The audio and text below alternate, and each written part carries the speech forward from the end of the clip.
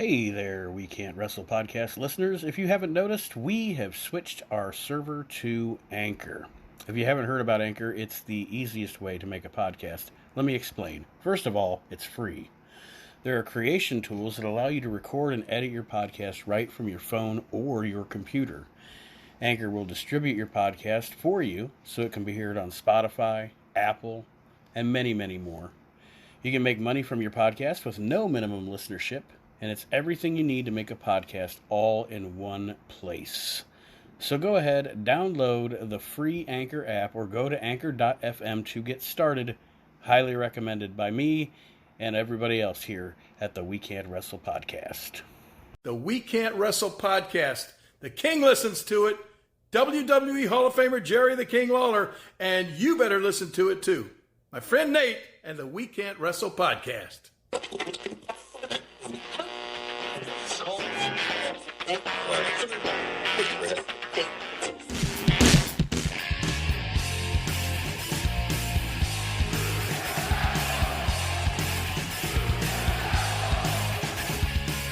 You're listening to the We Can't Wrestle podcast. Now it's time for our host, Aron Maxson.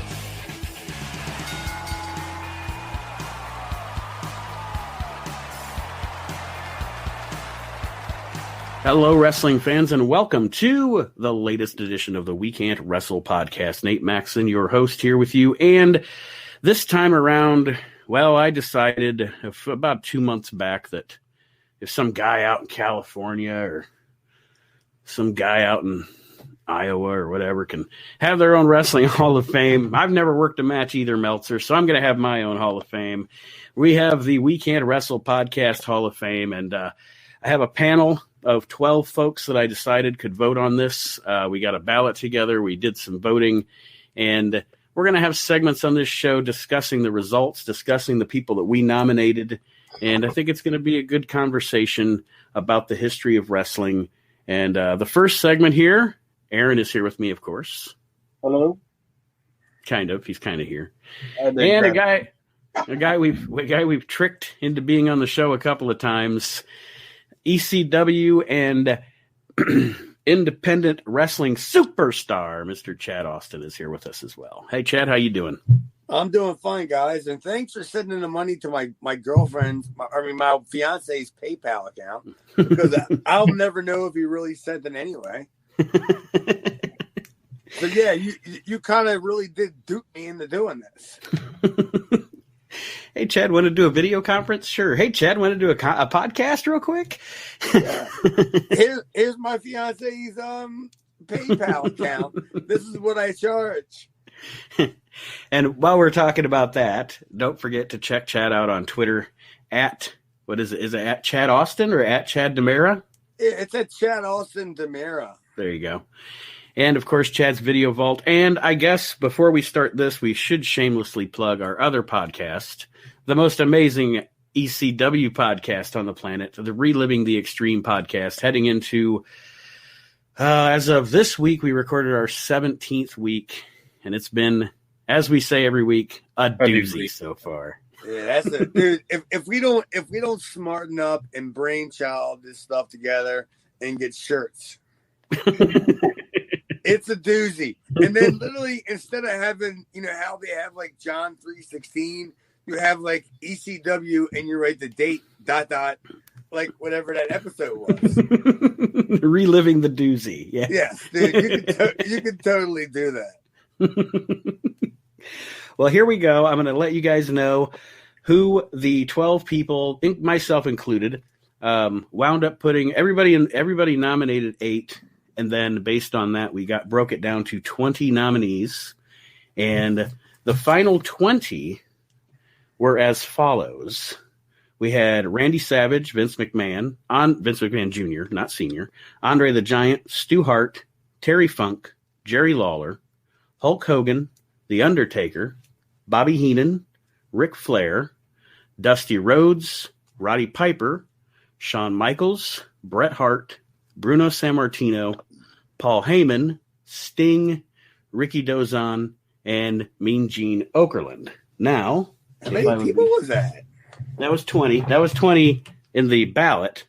Now, the 8 that got in, our first inductees ever into the We Can't Wrestle Podcast Hall of Fame, are The Undertaker, Hulk Hogan, Ric Flair, Steve Austin. Ric Flair, by the way, was the only one that everybody voted for. Steve Austin, Andre the Giant, Vince Jr., Randy Savage, and Bobby Heenan. Now, also for the listeners, just so you know, the criteria that I sent to the gentleman involved was that the person had to have 10 plus years as a pro, and I said there could be exceptions made in a situation like, for example, Magnum TA. In-ring ability, promo ability, being of significance to the business, whether as a whole or to a certain promotion or territory, and drawing power. So, that being said, the final 8, what do you guys think? Anybody that should not have been on there? I have a couple that I actually wish that somebody else would have been in their place. One being Randy Savage. Not that Randy Savage isn't one of my favorites, but I don't know that he's the first class, you know? I agree. I guess I'll go through. What do you think about Undertaker? I think I voted for Undertaker. If one of my criteria was, top of a territory for an extended period of time, 30 years at the top of the biggest territory, I guess, or the biggest company in the business is nothing to shake a stick at. I didn't vote for Undertaker. It's still the WWE, so yeah, it's not a weak thing to do, but it's not like you're headlining like the territories. Right. Aaron, what were you saying? I said I didn't vote for Taker on the first ballot, just because I think there was guys that were before him that should go in to a Hall of Fame before the Undertaker. Okay, and like I said, I did just because I took into account that he was on the top of the WWF/WWE for such a long time, and drawing power. How can you argue with drawing power? And etc. But just again, my opinion. The worst part was he was drawing power. I'm sorry, when the company was in a down period. Yeah, he's if you remember, who was the other babyface? It would have been kind of a revolving. It was first probably you'd say Nash when he was Diesel, and then Brett, and then Shawn. Okay, so then after that, there was, the business was down, right? Right. So he was inherited a bad spot. Mm-hmm. You can always take that in consideration, Right. Well, that and ultimately later on, when you get into the bigger stadium WrestleManias, the streak was always a draw at WrestleMania. One of the, you had your title matches and then the streak. Those were the big draws for those huge WrestleMania gates. Man. And something else you could say about the longevity of the guy and what he did and everything was it's not like until 97, 98, it's not like he was in there with, the great workers of the business. Yeah. Oh yeah. They definitely gave him some doozies, that's for sure. Here, Mark. Here's Giant Gonzalez. Just look at his WrestleMania lineup. Yeah. I couldn't believe they didn't play Frankenstein when he came out. Do some Memphis shit, guys, and I can't believe that I didn't have to run out there and take it. Hey, Jake, go get a good one out of Bundy.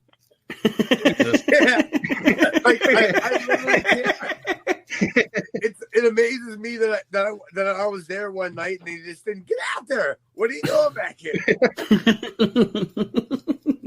Get a good one out of Bundy. Yeah. Jesus Christ.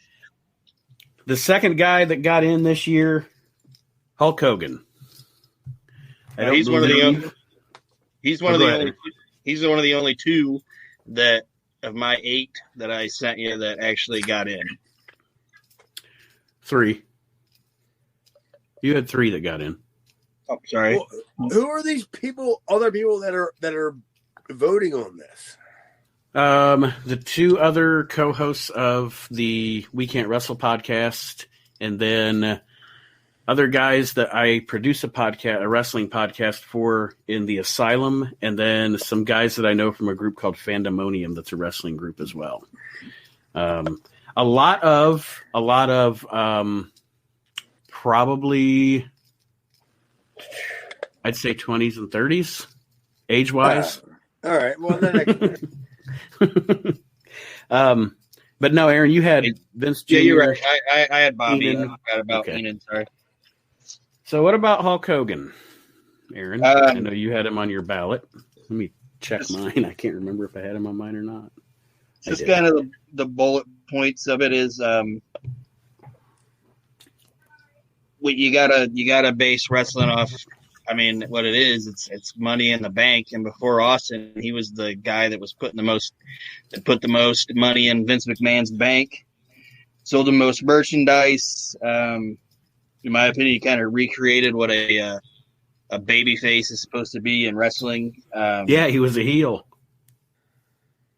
Yeah. I mean, if you watch Hogan, he was a heel. He was never really a babyface. You know, every one of his matches and feuds, he was the fucking heel. And I mean, the guy captured a nation. I mean, there's no way that anybody that was a kid in the 80s can say that at least for a little bit in their life they weren't. If somebody tells you, "Oh, I hated Hulk Hogan. I wasn't a Hulkamaniac," and they're my age, they're a liar. Everybody was a Hulk. Every kid was a little Hulkamaniac. And then just longevity in the business and the fact that people wrote him off, but he recreated himself, man. When he was in WCW, everybody was just like, Hogan sucks. It's the end of Hogan. And he took that NWO shit and he rode with it. So I think the guy deserves it. Chad? Yeah, you know, I as much as I want to agree, but I don't want to agree with you. But I can. There's no way that Hogan's not going to be in the Hall of Fame. Mm-hmm. But this is the first class of the Hall of Fame. We know Hogan's going to be there, and Hogan could almost be a special class. You know, right, Aaron? Do you understand what I mean? Yeah. Like, this is a special class. This is our first class. And Hogan definitely deserves to be in there. But in the first class, I don't know. That's why I never wrote him down there. I didn't vote for him. I think I had him on mine. Aaron kind of pretty much took any notes that I would have. Just, I mean, not only a draw. Him and Vince McMahon Jr. together and doing what they did. I mean, put wrestling back on network television for the first time since the Dumont Network, since the 50s or 60s. Well, Turner had it in the late 70s. Network TV? Well, the TNT, TBS was pretty much national. Right. Yeah, that's true. Yeah, it's being an Atlanta channel, and then they went national. And then he also crossed over, okay, so his movies weren't great, but I mean, I actually have heard stories that back in the 80s, if you took a picture of Hulk Hogan and Ronald Reagan to some country in Africa, everybody knew who Hulk Hogan was, and they didn't know who Ronald Reagan was, So I mean, just the sheer popularity and everything. Like you said, Chad, Hogan definitely Hogan's not even a first ballot Hall of Famer. They would even have thought about building the Hall of Fame if it wasn't for Hulk Hogan. There wouldn't be no idea of it. And same story on the next guy. And like I said, this is the guy that everybody in the panel voted for, and that's Ric Flair. I mean, I don't know that you, just like what Chad said with Hogan, I don't know that you have a Hall of Fame without Flair. Or a thought. Yeah. And I'll let, if you want to start on Flair, Chad, he was on your ballot, I believe. Let me see here. I think it was, no, he wasn't. He wasn't on your ballot. He wasn't? No, he wasn't. No, he wasn't on your original nominations. However, on the ballot, you did vote for him, and we all did. Oh, okay. All right. Mainly because I was going to build up to Flair to have his own, nomination, his own introduction. Because, I looked at it like, I'm not sure you guys thought of it the same way that I did. that this is the first hall, the first inductions. So you have a lot to choose from. Oh, yeah, a ton. You know, so like think before you pick people. You know, Mm-hmm. don't just randomly pick Undertaker, Sting, all the other people. Well, that's like Chad and I were talking about it one night about a month or so ago, and I don't even know if you remember, Chad, but we were talking about it about a month or so ago, and that was kind of my point. Was I think you get this first class out of the way. Everybody, pops their load with Hulk Hogan and Randy Savage and Ric Flair and Undertaker and everything. And then, as the years go on, you have to think about it a little harder and you have to dissect it a little harder and break it down more. And, but Flair definitely deserves to be in. And I mean, there's no argument. Greatest professional wrestler of all time. He's also, if he isn't the first nail you fucking hang, it's the second nail you hang in that Hall of Fame. So yeah. You ain't going to the Hall of Fame without Ric Flair. I mean, seriously, it's going to be like people 100 years from now are going to be hearing stories about this guy. Yeah, there was this guy 100 years ago. Well, if you think about it, he'll be alive. Talking about 100 years from now. Walking around with the newest diva. Well, and it really is that way because you think about those people that don't look at the history, if they think of the 1950s, they're going to think of like Antonina Rocca and Gorgeous George, Tony Parisi. They're not going to know those outlying names like you. This is kind of what you were saying about Flair. In 100 years, people are going to know who Flair was. They're not going to know who Paul Roma was. And that's not a diss to Paul Roma. It's just there's certain names that are going to be, stand the test of time, and other guys are just there for their time. Well, I can assure you nobody voted for Paul Roma. I really didn't think that Paul Roma's name lasted 20 years. You just brought it up. What, are you testing me and Aaron? No. Okay. It's only 20 years ago. Paul Roma. Or no, 30 years ago. In 100 years, his children will remember who he was, or maybe his grandchildren. But I wouldn't let Paul Roma in the Hall of Fame if he had a ticket. I will say this.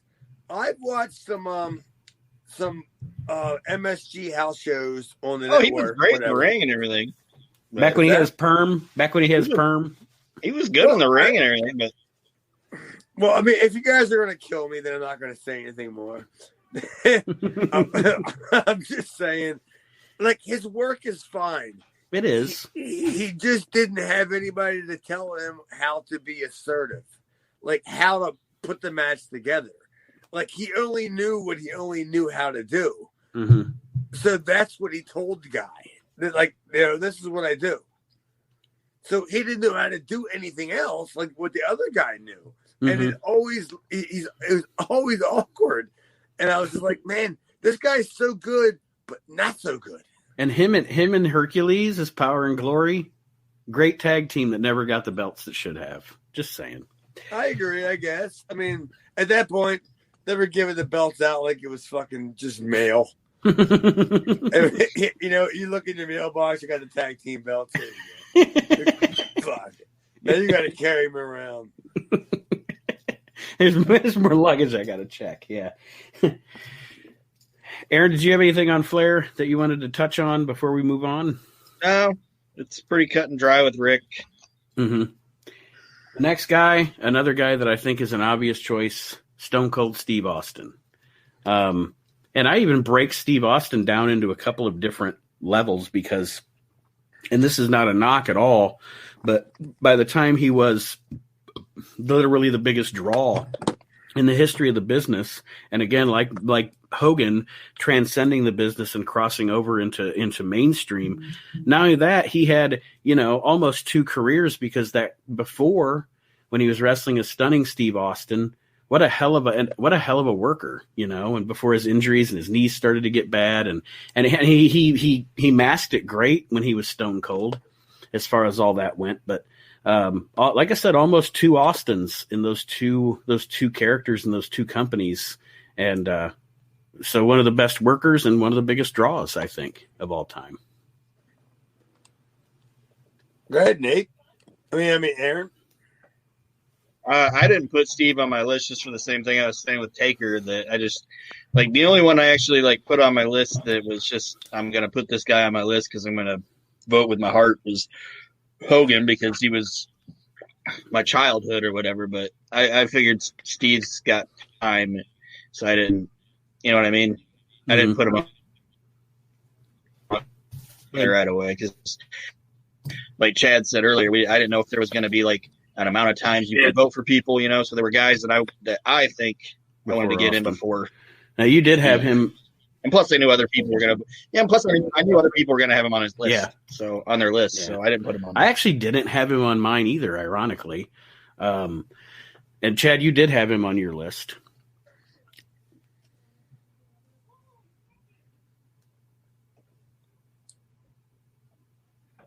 Who? You had Steve Austin on your list. No, you said you had him on his list. Oh yeah, it was you. I must have froze up or something. Oh, yeah, he did. Well, I mean, yeah, because I tried to like look at all territories, all eras. You know, it was our first class. You know, so it was very, very subjective. It was our first class, so we really could have done anything. You know. And yeah, I just, of course, Undertaker's in the Hall of Fame. There's a whole bunch of people that you have a reason why you build a Hall of Fame. Mm-hmm. Undertaker, The Rock, John Cena, all them guys are people why you build a Hall of Fame. So yeah, they're in it, but in a first class, to me, it's not attractive. It's not sexy to me. Mm-hmm. You know, I'd rather see somebody just remember, you know, I'm 50. I don't even give a shit. I'm the oldest guy in this group. That I remember somebody like a Ray Stevens, you know. Mm-hmm. Well, and we'll get into that in a second because I have a couple of them that I nominated. That I mean, I'm 42, and but you know, I watch as you get older and you watch back. I'd rather watch shit from before, sometimes before I was born, or at least when I was like between the age of 1 and 10, and I didn't even realize what what was there. You know, I love to go back and watch it. But also another guy that can't be argued with that got in, and let me see, I voted for him. I've had him on my list. Chad had him on his list, and Aaron, did you have Andre the Giant on your list? I did not. Okay. I had Andre on, and you know what? It's funny because as big a star as I perceived Andre the Giant to be, I did not, honest to God, I did not realize Andre's career until I read that book that just came out last year. And just the sheer drawing power he had and the scope of his career and man, damn. You know, dude, if you could find, I mean, Tim White is the last guy alive. That if you could find some sort of a way to figure out how this guy lived every day, that's the guy you got to talk to, right? Because Andre is a phenomenon in more ways than just his size. Mm-hmm. He's incredible. A buddy of mine just texted me today. He sent me a video of a YouTube from '84 where at first he fell asleep in the ring, and then when Antonio Inoki attacked him to come into the ring, he kicked the guy and then tripped and almost fell out of the ring. And I was like, it was Andre in '84, man. Come on. He put asses in seats. He was an attraction. I mean, from France to Canada to the United States, Japan, worked with every big star from the time that he started to the time he retired. I mean, you know, you don't have to mention WrestleMania 3. You don't even have to touch WrestleMania 3, to be honest, to know what a star the guy was. the Killer Khan angle. Yeah. People like said that Vince McMahon used to say, would this guy, like when talking about a talent, he'd be like, would this guy get like stop people in an airport? You know, like if he was walking through the airport, would he build a crowd just by walking through? And it's like, how could you not, if Andre the Giant walks in the room, how do you not grab it to the guy? Right. You know what I mean? Right. Jesus Christ. Then I can't believe he didn't get a Skylo low. Can this guy kill people? If this guy is trotting through the airport, instead of saying,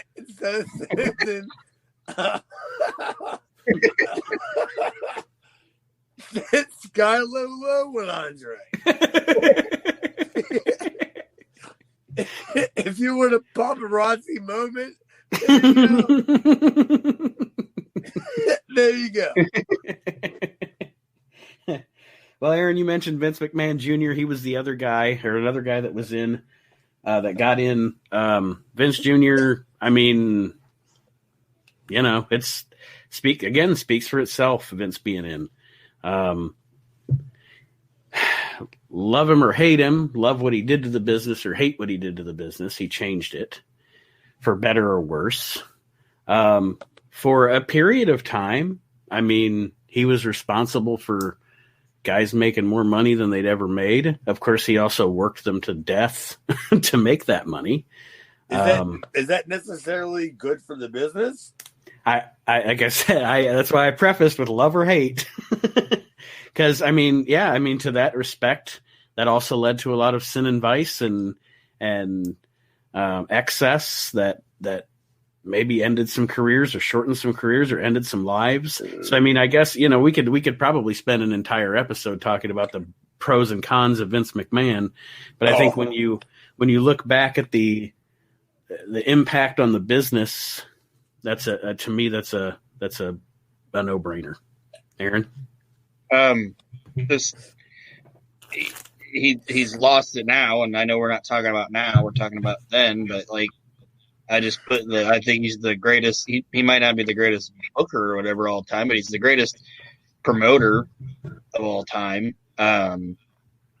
He's created some of the top drawing stars ever, like Hogan, Austin, Rock. Not necessarily saying he created them, but he gave those guys the platform to make themselves what they are. We probably wouldn't have had as wrestling on pay-per-view, like we wouldn't have pay-per-view, things like that without Vince, and merchandise and just the different shit that he did. And he thought outside the box at a time when nobody wanted to think outside the box. And sometimes I think when people talk about how Vince McMahon killed the territories and stuff like that, I don't necessarily 100% agree with that all the time, but that's just my opinion. There were a lot of short-sighted promoters at the time that couldn't see, like you mentioned, kind of. Vince saw, okay, TV is no longer within 5 years, we're talking 84, 83, 82. TV is no longer going to be just your ABC, NBC, and CBS channel in Davenport, Iowa. People are going to be able to see the same thing nationwide. So why wouldn't I take my promotion and make it nationwide, instead of catering it to a certain area? And that's not me saying when I prefer one way or another. I'm just saying I see where Vince McMahon was looking at what I see his vision. The world of entertainment and the world of broadcasting is changing, and you either change with it or you die, i.e. Vern Gagne. You have to change, you have to evolve. And Vince is wallowing in his own muck now because he won't evolve. He wants it just to be that vision he has, and that ain't that good. The long and short of it. Yeah, obviously, this whole entire discussion was over Vince being in the Hall of Fame. Yeah. Are you kidding me? We wouldn't even be discussing a Hall of Fame. earlier it was like, yeah, you can't build a Hall of Fame without Ric Flair, whatever. We wouldn't be talking about a Hall of Fame without Vince McMahon. And Vince gets a bad rap on some shit too. Like, people talk about his Hall of Fame, and it's like, it's not an actual Hall of Fame. It's not a real wrestling Hall of Fame. Dave's Hall of Fame is the Hall of Fame. It's like, well, you know what? I'll give Vince this. Vince, at least when he puts somebody in this Hall of Fame, say it's like a Coco Beware, he's going to give Coco Beware $5,000. You think Dave Meltzer's sending his Hall of Fame observer people like $5,000? No. And they're like, oh, Vince's Hall of Fame isn't a real Hall of Fame. It's like, Vince McMahon at least has a banquet, you know. Meltzer doesn't even have a building. It's like, I know Vince doesn't have a building, but Meltzer doesn't even give him Meltzer gives him no money and doesn't even give him a chicken dinner. He just puts him in the trash. Fuck that shit. Do they really do like a Hall of Fame like thing? WWE? Like a dinner? WWE? Yeah. Yeah, they wrap it all around WrestleMania. No, I know they do the Hall of Fame thing, but they do a Hall of Fame dinner too? Yeah, Pritchard's talked about it and shit. Like, they do it afterwards, and all the guys get together and just have their meal and party and have a good time. And Vince pays them all, like, basically, like, man, I'm sure Austin and guys like that get more, but if you're just going in, I heard it's like $5,000. You get $5,000 a Legends contract if you go in the Hall of Fame. Do you think there's cameras there? That would be wonderful. I'm sure there is. Vince tapes everything, but Meltzer, like I said, Meltzer doesn't even send him a watch or anything. Like, Casio. He just puts them in they're in his sheet, and they're just like, "Oh, Dave Meltzer, your Hall of Fame's fantastic." Whatever.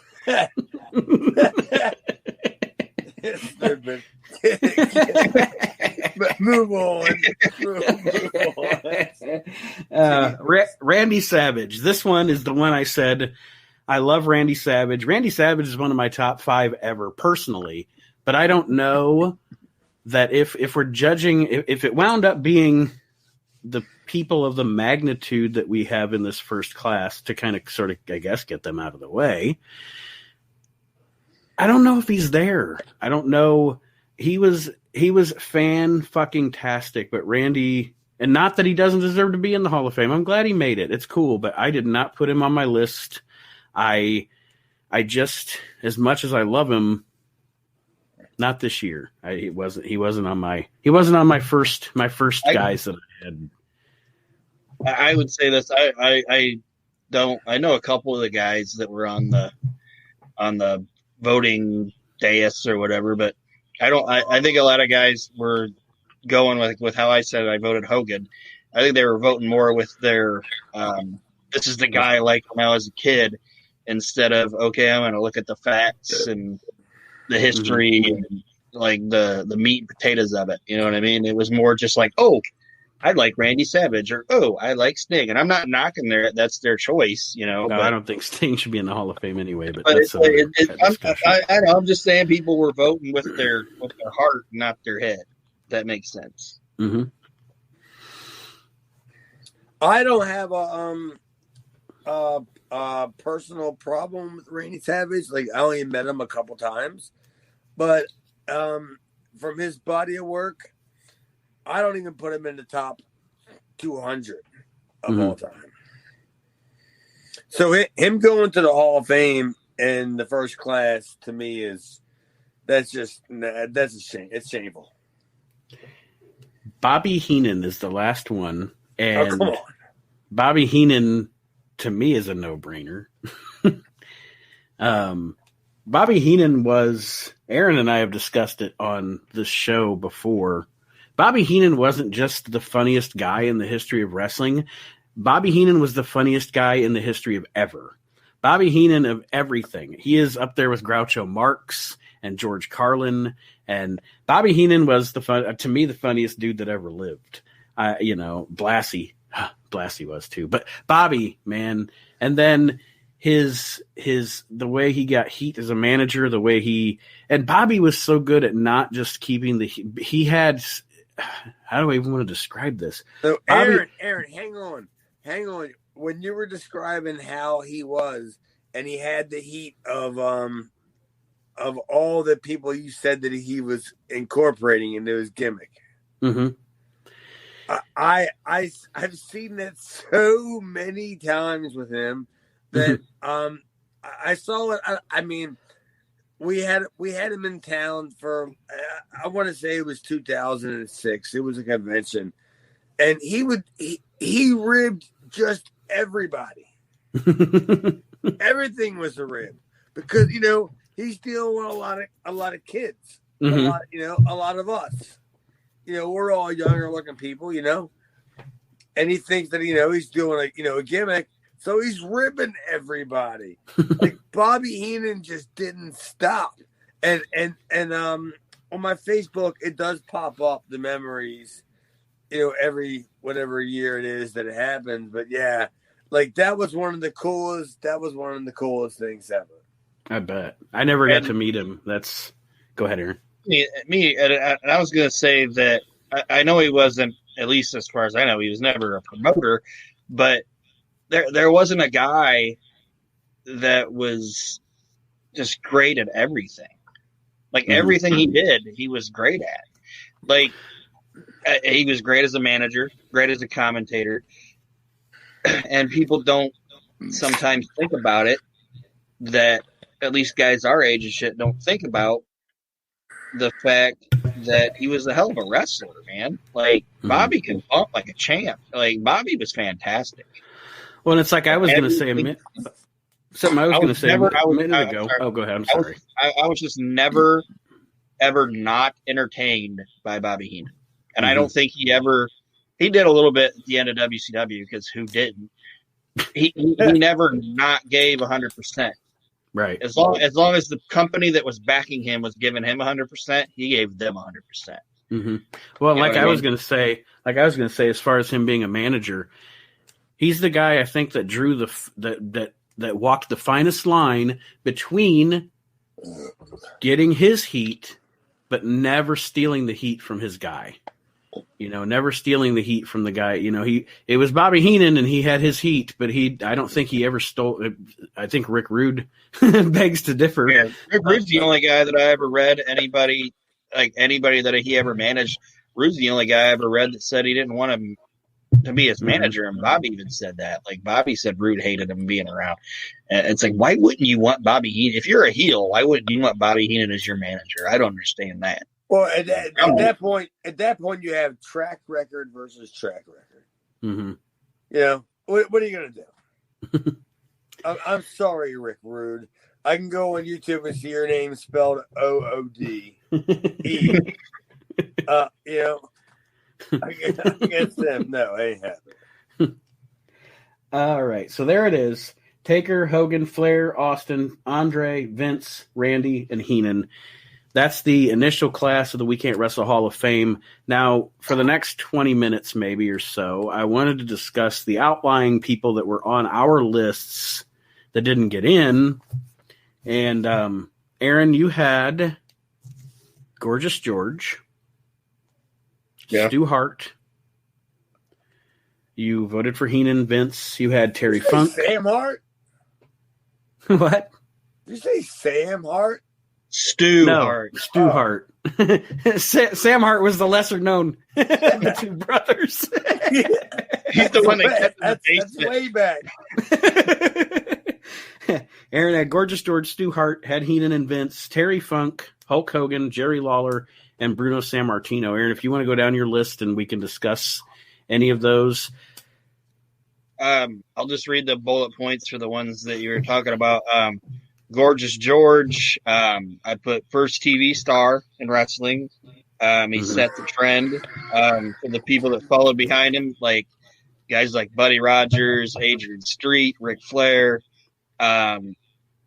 He had a hell of a run. He was the first guy that I know of that really incorporated having like a valet or a manager, not just coming out and taking their jacket, but like using them in his act. He had catchphrases and shit. Like he had the referee would go to pat him down for his weapon, and he'd be like, "Get your filthy hands off me!"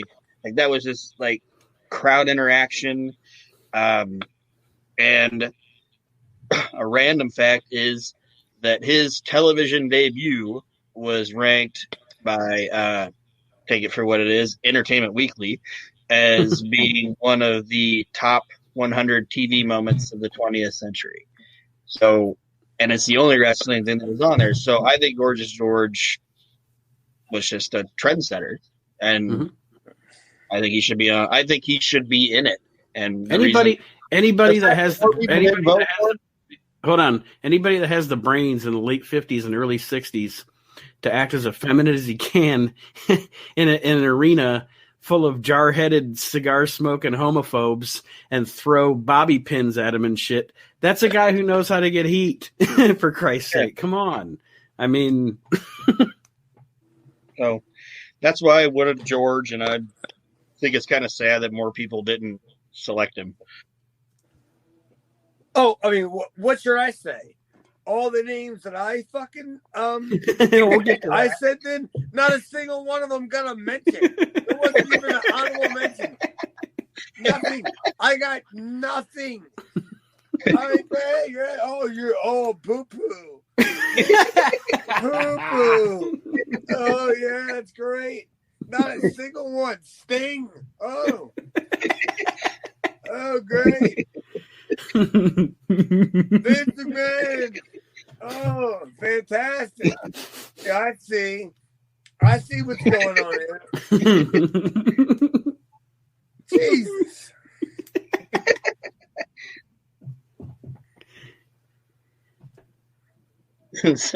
Go ahead, Aaron Stewart. Stewart, he's the father of the greatest wrestling family ever, in my opinion. And apparently Sam Hart, too. Yeah, Sam Hart, the lesser known Hart.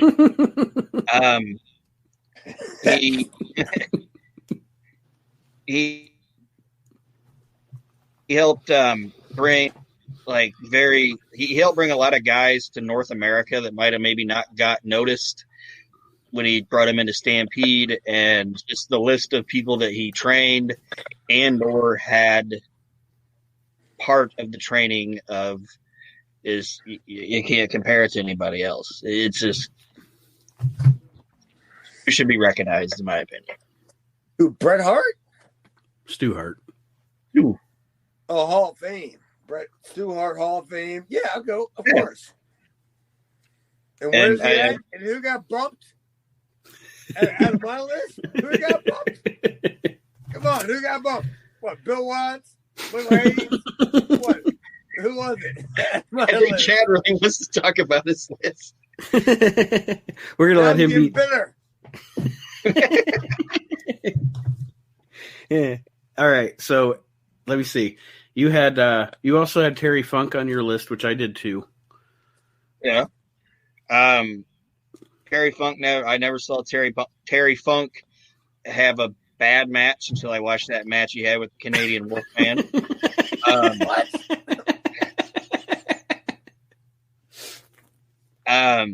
He could work with anyone except the Canadian Wolfman. He was the NWA champion for 424 days. And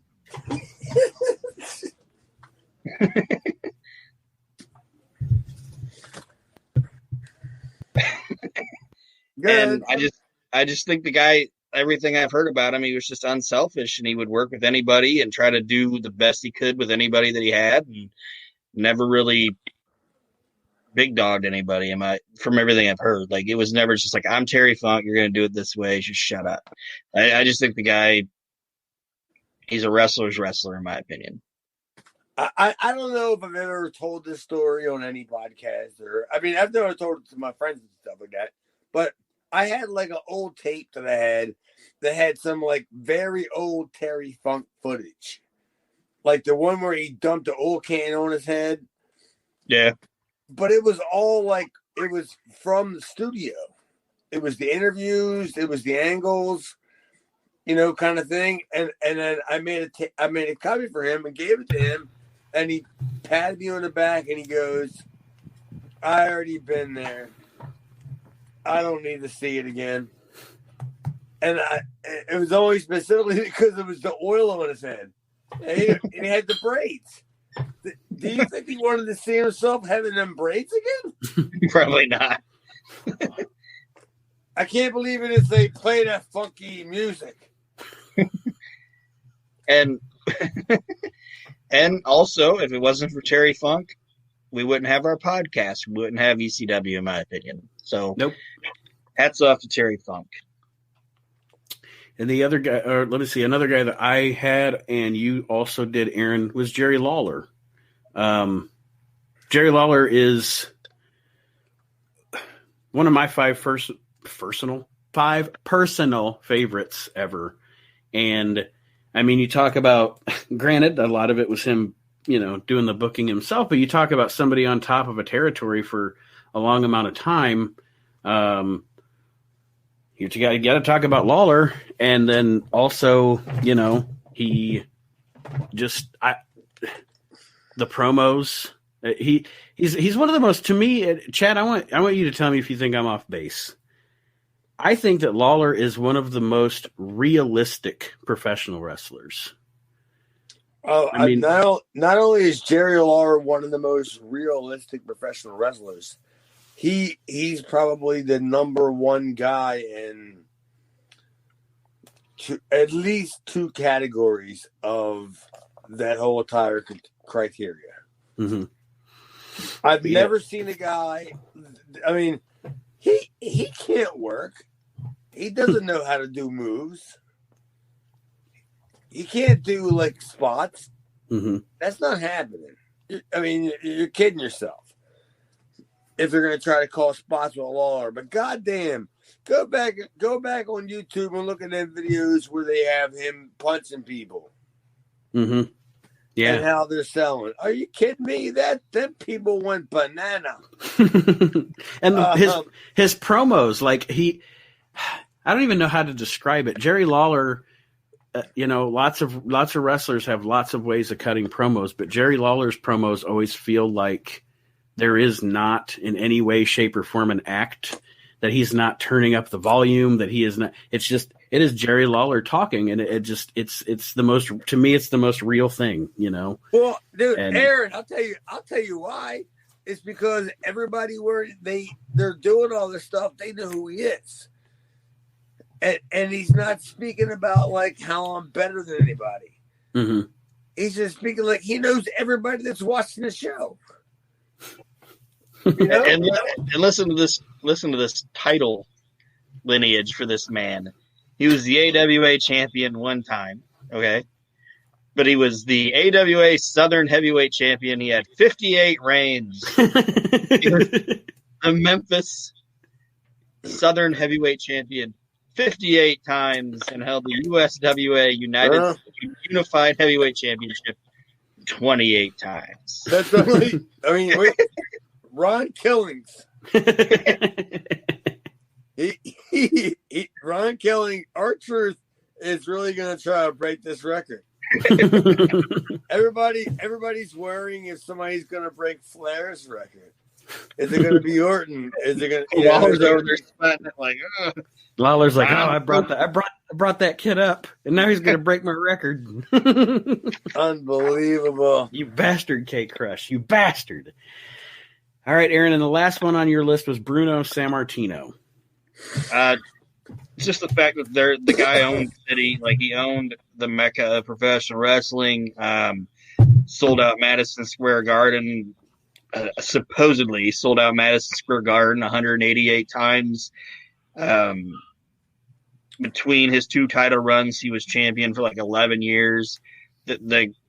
And another thing that I always kind of applauded about the guy was that he stood his ground for many years. That he felt like, this is how I feel. I don't think what they're doing up there's right, and he never faltered from it.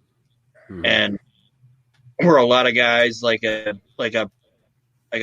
superstar Billy Graham or something will Or fucking Barry O. Yeah, like like superstar Billy Graham, like he'll knock it until they throw some money at him, and then he's like, "Oh, you guys are the greatest thing in the world." Or until he needs another kidney transplant. Yeah, but Bruno didn't. He didn't falter from his opinions, in my opinion. Well, and I think the popular opinion is that by that point Bruno needed a break. Mm-hmm. Like he really needed time off, and I don't know if Billy Graham was necessarily the guy that was going to beat Bruno, but it was going to be like by the time Bruno said he wanted to leave, it was going to be the next guy he worked. Yeah, the next guy's going to beat me, and then you figure out he beats him, kind of thing. And it was Billy Graham, and Billy Graham was perfect. And and honestly, to tell you the truth, I don't think Bruno even knew how great of an idea Billy Graham was of him beating him. Yeah. Well, I mean, you can't have two more polar opposite personalities. What a yin and yang. Yeah, it was so great. But I mean, but history already showed that you only get a heel champion for 3 months or 3 weeks or whatever. So now we're going to dig into the last 10 or so minutes of the segment here. We'll dig into Chad's list and we'll see how many of them made it. None of them. Nobody. Well, one guy that Chad and I made up some names. Sam Hart. He had Bruno San Martino, like Jack. What is it, Jack Pfeffer or whoever? Yeah. Now, one guy that Chad and I both had on our list that I totally agree with Chad. I think should be in the Hall of Fame because without this guy, you don't have modern Japanese wrestling, and that's Ricky Dozan. Ricky Dozan was the father of modern Japanese wrestling. Actually, as a matter of fact, there's no New Japan or All Japan without him because both of those guys, Giant Baba and Antonio Inoki, were proteges of his. And they wouldn't have split. Yeah, and I mean, he just, like I said, he is the father of Japanese wrestling, and especially as popular as Japanese wrestling is now, and how as part of big a part of the culture it is there, and how it has transcended over here. There's no doubt in my mind. Like one of the first names I wrote down before I even wrote Undertaker was Ricky Dozan. Wow. Before you were Undertaker. Yeah, or Hogan even. Oh, yeah, and Savage. Oh, my God. Ricky Dozan. I don't even think, from what I've actually did some research on him, and I read, he didn't even think that Japan wrestling was that big. Mm-hmm.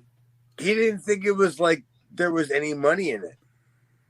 But correct me if I'm wrong too, but wasn't the fact that he was going to there was a match, and I might have the story a little screwed up, but there was a match or something that he was going to have, and because of that match, it made like a surge in television sales in Japan because people went out and bought TVs because they wanted to watch Ricky Dozan. Yeah, it was.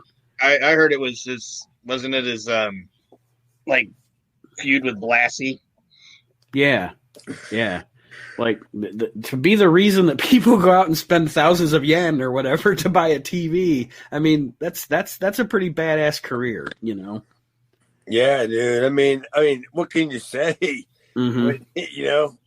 When a whole entire network changes the whole entire facet for you, good God. The next guy on Chad's list was Dusty Rhodes. Dusty Rhodes. Buddy Rose? Dusty Rhodes. Buddy Rhodes, yes. Buddy Rhodes. Especially that blowaway diet. I mean, that's some Hall of Fame shit right there. Well, Dusty Rhodes, come on. I'm actually surprised that Dusty did not get in. I really am. Like he's one that's kind of surprised me but I mean, I'll go ahead, Chad. You can go ahead and speak on it. I don't want to speak on your list for you. I think Dusty's legacy lasted less than people think that it did. Mm-hmm. What's it? It's not even 72 when he broke in. What's it? 76, 77 when he started like booking. Mm-hmm. And then, so it's like 77 to 85 or 87, 88? 88, yeah. Yeah. So you see the ups and downs, the ebb and flows, the everything. I just think Dusty is the guy. If he made that kind of money in that time period, he's a Hall of Fame guy. I just don't think this class, in my opinion. Mm-hmm. Some of his dumb shit. I mean, you guys can speak about that. I don't know. But Dusty's also one of those guys that I look at as I'm watching Dusty now on TNA. You see his fingerprints. You see his fingerprints long past his career.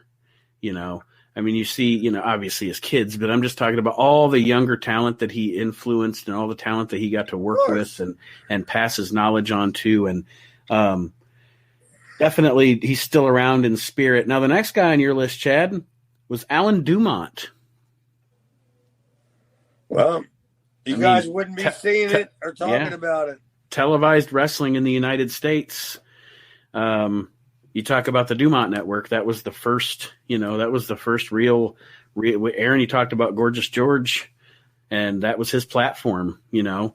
And yeah, I mean, and to be perfectly honest with you, I have to plead ignorance. I don't know a whole lot about Alan Dumont. I've never done a lot of research on the network or what got him, you know. I mean, obviously wrestling was cheap television that they could easily produce. I actually did do a lot of research on him. And they loved the wrestling program, but they got strong-armed by some outside other sources that wanted them to produce like their other shows. Okay. So like the actual Dumont Network lasted only a little bit of time because somebody else took over. And then so they kind of got pushed out, is what you're saying. Pushed out of their own, pushed out of their own creation. It was kind of like everything was dissolved. Mm-hmm. Like there wasn't anything there after everybody, everything changed hands. So the next person on your list, Paul Bosch, legendary Texas promoter, big part of the NWA. You know, during the heyday of the of the NWA, and possibly the father of Gino Hernandez. Yeah. But yeah, I mean, Paul Bosch, legendary promoter, the rough and tumble Texas style wrestling. Also a promoter that they say nobody ever had a bad word to say about, and that's saying something. Mm-hmm. Let me see. Hold on just a second here. Sorry. 50. How many people nowadays are we starting to hear that about? That we don't have a bad thing to say about. Are we? the only go ahead. Part of the reason might be because a lot of the people that were around the people aren't around anymore. You know what I mean? Probably. Yeah, I mean, Norm, I couldn't tell you the last time that I said, "Hey, these are the great people to be around." Whatever. Look at them. So you did have. Here's one, Chad. Here's one that got in. You had a vote for Steve Austin, so he got in. And then the next person also got in, Andre the Giant. And then your last two did not, one being Ray Stevens. And I'm actually kicking myself in the ass for not putting a vote in for Ray Stevens. I should have knocked somebody out and voted for Ray because Now, what I excuse me, what I do have to say is I have to admit that I have not seen enough. I guess there isn't really a lot of footage of like him and Patterson and stuff though from out west, is there? I mean, I was going to say I don't think I've seen enough of him, but I don't think there is a lot out there of him in his younger days. And, you know, when people say he was the frickin' best worker in the world. Dude, Nate, you can. If you can find anything on the network or on YouTube, like whether he's in a tag team or he's in singles, watch the way he sells. Like when the guy punches him in the gut, when the guy throws him in the buckle and comes out and gives him a punch to the head. Watch how he throws the guy into the buckle. It's fantastic. It's like the other guy's not even in the picture. Ray's just wrestling around him. Yes. I mean, it's that good because Ray knows what he wants to do. And I've seen enough Ray Stevens matches to tell you, yeah, he does it. He does that. He's the one that invented that flip over the top rope, the Bobby Heenan. That Bobby Heenan stole. And Ric Flair stole. And it's like, also people say, oh, Patterson and Stevens and Bockwinkel are two of the greatest tag teams of all time. What's the one name that's in both of them? You know what I mean? Yeah. So, right. What's your common denominator? Yeah. And then the last guy on Chad's list before we wrap up here is, oh my boy, it's Jim Barnett. And I don't think you can argue with that one either. You know, one of those guys that kind of, until recent years when, you know, people started speaking in shoot interviews and et cetera, kind of a behind the scenes name that, you know, until recent years didn't get the credit he deserved in the public sphere, I guess, but influential nonetheless behind the scenes. And you guys have anything on Mr. Barnett? Aaron? No, I'll let you go. It was on your list, so. What? Like, leave it up to me? It's not often that Aaron gives up the spotlight, Chad. You should eat that up. Seriously, you got nothing. You're the main event, buddy. No. I want to thank you for the house. No, I had who was it again? Jim Barnett. Oh, Jim Barnett. Oh, well, he wasn't hold on. He wasn't number one on my list. No. I wasn't reading. No, I wasn't reading them in order. No. Okay. I just wanted to get that straight. No. But Jim Barnett in the Hall of Fame. First time Jim Barnett and straight have ever been in the same sentence, but that's okay. Aaron, I mean, honestly, I look at our Hall of Fame so subjectively. I looked at it like it was our first class. We have so much to pick from. We got to start digging deep, and picking, going outside the box. And that is definitely something that as years go on, we will have, I think, a lot more, like you said, just a lot more to sift through, a lot more to discuss. But hey, look at that, an hour. Well, I want to thank Aaron and Chad for joining me in this segment here on the Hall of Fame edition of the We Can't Wrestle podcast. Thank you, gents. Oh, you're welcome.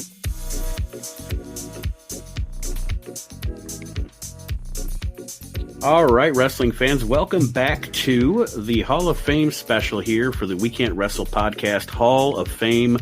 We want to thank Chad Austin for being with us in segment 1 with a great conversation about the Hall of Fame and his nominees and his expectations of the Hall of Fame, which were not all met, by the way. Aaron is still here with me. Hey. And we are joined by We Can't Wrestle co-host Archie Mitchell. What's up, everybody? Now, Kyle was supposed to be here, but Archie said this is his time. This is his spotlight. Yeah, I'm tired of Kyle stealing my spotlight. Well, the truth of the matter is Kyle is trying to connect with us right now. We hopefully will be able to bring him in. If not, I have his nominees. We can discuss them, and then we can discuss them with him at a later time. And if Kyle doesn't show up, I'll tell you all the reasons why his people shouldn't have gotten nominated. Well, from what I heard, and it was just a rumor, all of Kyle's nominees had non-finishes. And that's why Aaron's mad about them not being included. And their shirts never had sleeves.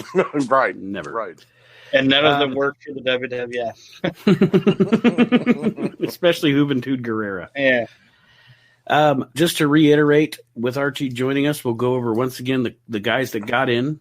We'll do that in just a few, so Archie can give his thoughts on those, and then we will go through also Archie's folks that he suggested should be on the ballot and his reasoning, and we'll discuss that. But first of all, the 20-person ballot was Dusty Rhodes, Roddy Piper, Shawn Michaels, Bret Hart, Bruno Sammartino, Paul Heyman, Sting, Ricky Dozon, Gene Okerlund, Hulk Hogan, Stu Hart, The Undertaker, Terry Funk, Bobby Heenan, Jerry Lawler, Ric Flair, Steve Austin, Randy Savage, Vince McMahon Jr., and Andre the Giant. That was the 20-man ballot. That was the initial ballot for the Hall of Fame that I gave to all of the panelists. And a majority of mine did get on that, so I'm not really upset. Yeah, quite a few did. So. And then the 8 that got into the first class of the Hall of Fame: Hulk Hogan, Ric Flair, The Undertaker, Bobby Heenan, Andre the Giant, Randy Savage, Vince McMahon Jr., and Steve Austin. Now, let's go through those individually. And Archie, we can discuss your thoughts on that, and Aaron and I can reiterate maybe some thoughts that we had when we talked to Chad, and also maybe we've got something else to bring up. Hulk Hogan, Archie. Well, look, I know I've made jokes about Hulk Hogan. I know I've said I'm not a fan, but you cannot have a Hall of Fame, whether it be physical or mental, without Hulk Hogan. You can't have a Mount Rushmore without Hulk Hogan. Mm-hmm. The man personified what professional wrestling was in the 80s and a greater part of the 90s. And still to this day, when he comes into an arena, whether it be for a WrestleMania or at the Legends Raw just now, he commands a big pop. So, by all means, I have no problem with this choice. Even though he was not on my list, I understand Hulk Hogan being voted in. Well, it's like Chad said in our previous segment, whether he nominated Hogan or not, whether he was a big Hulk Hogan fan or not, Hulk Hogan is one of the guys that is the reason that you have a Hall of Fame. Definitely. And like I said earlier, to me, the reason I nominated him, the reason I had him on my list was simply, other than Austin, probably the biggest star in wrestling history. Yes. And he was the first, well, I guess, no, not necessarily, because of somebody that Aaron brought up on one of his lists, but in the modern times, not talking about Gorgeous George or Fred Blassie, Hogan was the first real crossover guy in the modern times, Without a doubt. I mean, I guess you could say Blassie, he was, back in the 50s, he was on the Regis Philbin show and et cetera, but for modern fans, modern times, Hulk Hogan was the first, I mean, let's be honest. A casual wrestling fan, a full-time wrestling fan, or someone who just knows that wrestling exists. You say the name Freddie Blassie in front of a room of 20 people, and maybe 4 of them will turn around and go, I know who that is. You say the name Hulk Hogan, and all 20 people are going to go around and go, yeah, I know him. Well, yeah, it's like I mentioned earlier in the show, there was in the 80s, somebody took pictures of Hulk Hogan and pictures of Ronald Reagan to Africa. Everybody knew who Hulk Hogan was. Like 30% of them knew who Ronald Reagan was. Right. So there you go. I mean, it's a testament to the man's, and like Aaron said, he not only did he have a stellar career, but he actually technically kind of had 2 stellar careers. One is Hulk Hogan, one is Hollywood Hogan. Right. So And some will even argue that he got into his groove as a Hollywood Hogan because as a heel, he didn't have to pander. He didn't have to. I mean, he was still being Hulk Hogan, but he was being the real Hulk Hogan. Just like Bobby Heenan would say, this is what he wanted to be his entire career. You know. And I didn't mention it when we were talking with Chad and all that, but even going in he was Hulk Hogan, then he was Hollywood Hogan. Don't discount the fact that he went back after that, after Hollywood Hogan, back to the WWE and like had been out of that company for 10 years and didn't miss a fucking beat.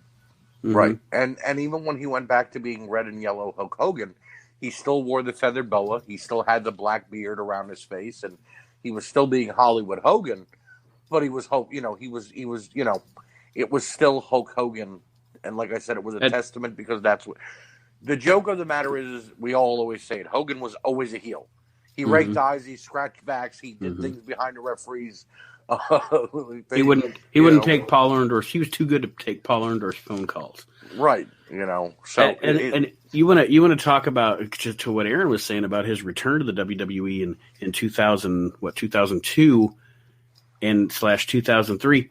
All you got to do is look at those reactions in Chicago and Montreal.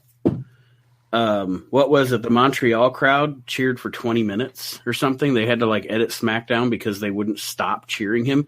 It was pretty much the old fashioned. You don't know what you got till it's gone. Right. I mean, and he was in the ring with The Rock when that happened at WrestleMania 18, and the world exploded because they started that match off as Rocky, and then all of a sudden, the famous double turn. The Rock was getting booed, and here's Hulk Hogan getting cheered again, like if he never left. Like if he was the same guy. Like if you didn't rip our hearts out in '96. Right. You know what I mean? and we appreciated it. And it was, look, I will admit it, Hulk Hogan made me a fan. WrestleMania 6, Warrior and Hogan. I became a fan that day. As I got older, he got boring. But as he became Hollywood Hogan, I got interested again. The first memory I have of pro wrestling is I was probably 5 years old. And this was, so it had been 83. He had literally this show, Hulk Hogan is synonymous with my wrestling fandom because the first wrestling I ever saw, he was on it. And he came back to WWF. It was before Backlund lost the title. I didn't know who Bob Backlund was. I didn't care who 5-year-old me didn't give a shit who Bob Backlund was. Nope. But I knew there were these nasty Samoan guys that were on the show. Right. Hulk Hogan teamed up with Bob Backlund to face the Samoans on the first wrestling show I can remember watching. And when I met Hulk Hogan, funny story, when I met Hulk Hogan, I told him that. And you know what he said to me? I don't even remember that, brother. So, I mean, that stuck out in my head, I went back as a kid, obviously, because Blockbuster Video and smaller video businesses were, video stores were still around. And I can remember watching, I don't remember what video it was, but it was like a best of 1988 or something, but they were going back and reliving old memories. And they played a slower version of I Am a Real American, with a real slow start, and a real, energetic, pump up. And they replayed him beating Iron Sheik for the title. And I had never seen that match yet. I still had yet to see it.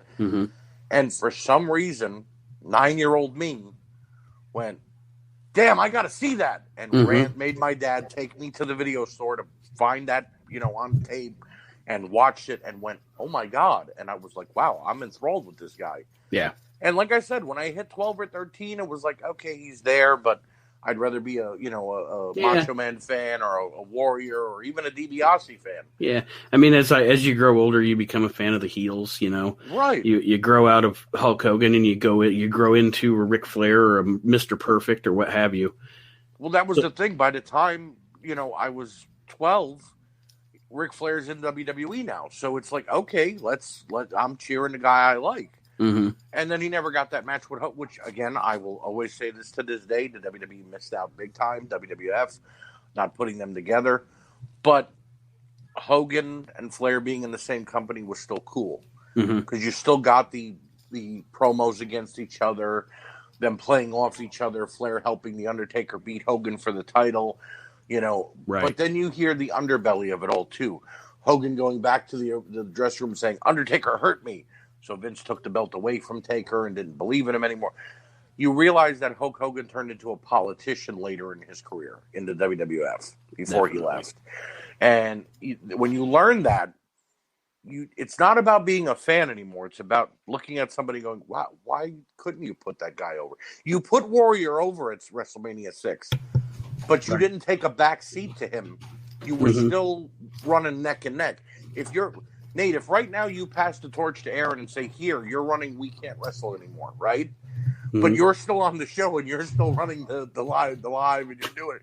You didn't pass the torch to Aaron. Right. You just told him, hey, you're in charge. There's a difference, I want to go take a nap. Yeah, you can't tell me, oh, yeah, Warrior's the next Hulk Hogan, but then Warrior's a piece of shit because he left and Hogan's still the main guy, If anything, he should have passed it to Savage because Savage would have been more believable. But that's a story for another day. You bringing up Flair, he's the next one, the next inductee into the Hall of Fame. And he was on my list. Yes, he was. And another guy that, no, he was not on your list, actually. Yes, he was. I just looked at my list. Hold on. I'll go back to it right now. Okay. Point of contention. Point of contention. Hold on. I was joking. I was making fun of people. No way. There it is. Yeah, he was number 3. I had Undertaker, Bobby Heenan, Ric Flair, Randy Savage. Or wait, is that? Yeah, that was who I sent you. Okay, that's who you voted for. That was not okay. I was talking about your initial list that you sent me of possibilities to be. Oh wait, did I wait? And I have that list, but yes, you did vote for him. Yes. Oh yeah, I voted for him. There's a difference. Okay, yes. You're right. No worries.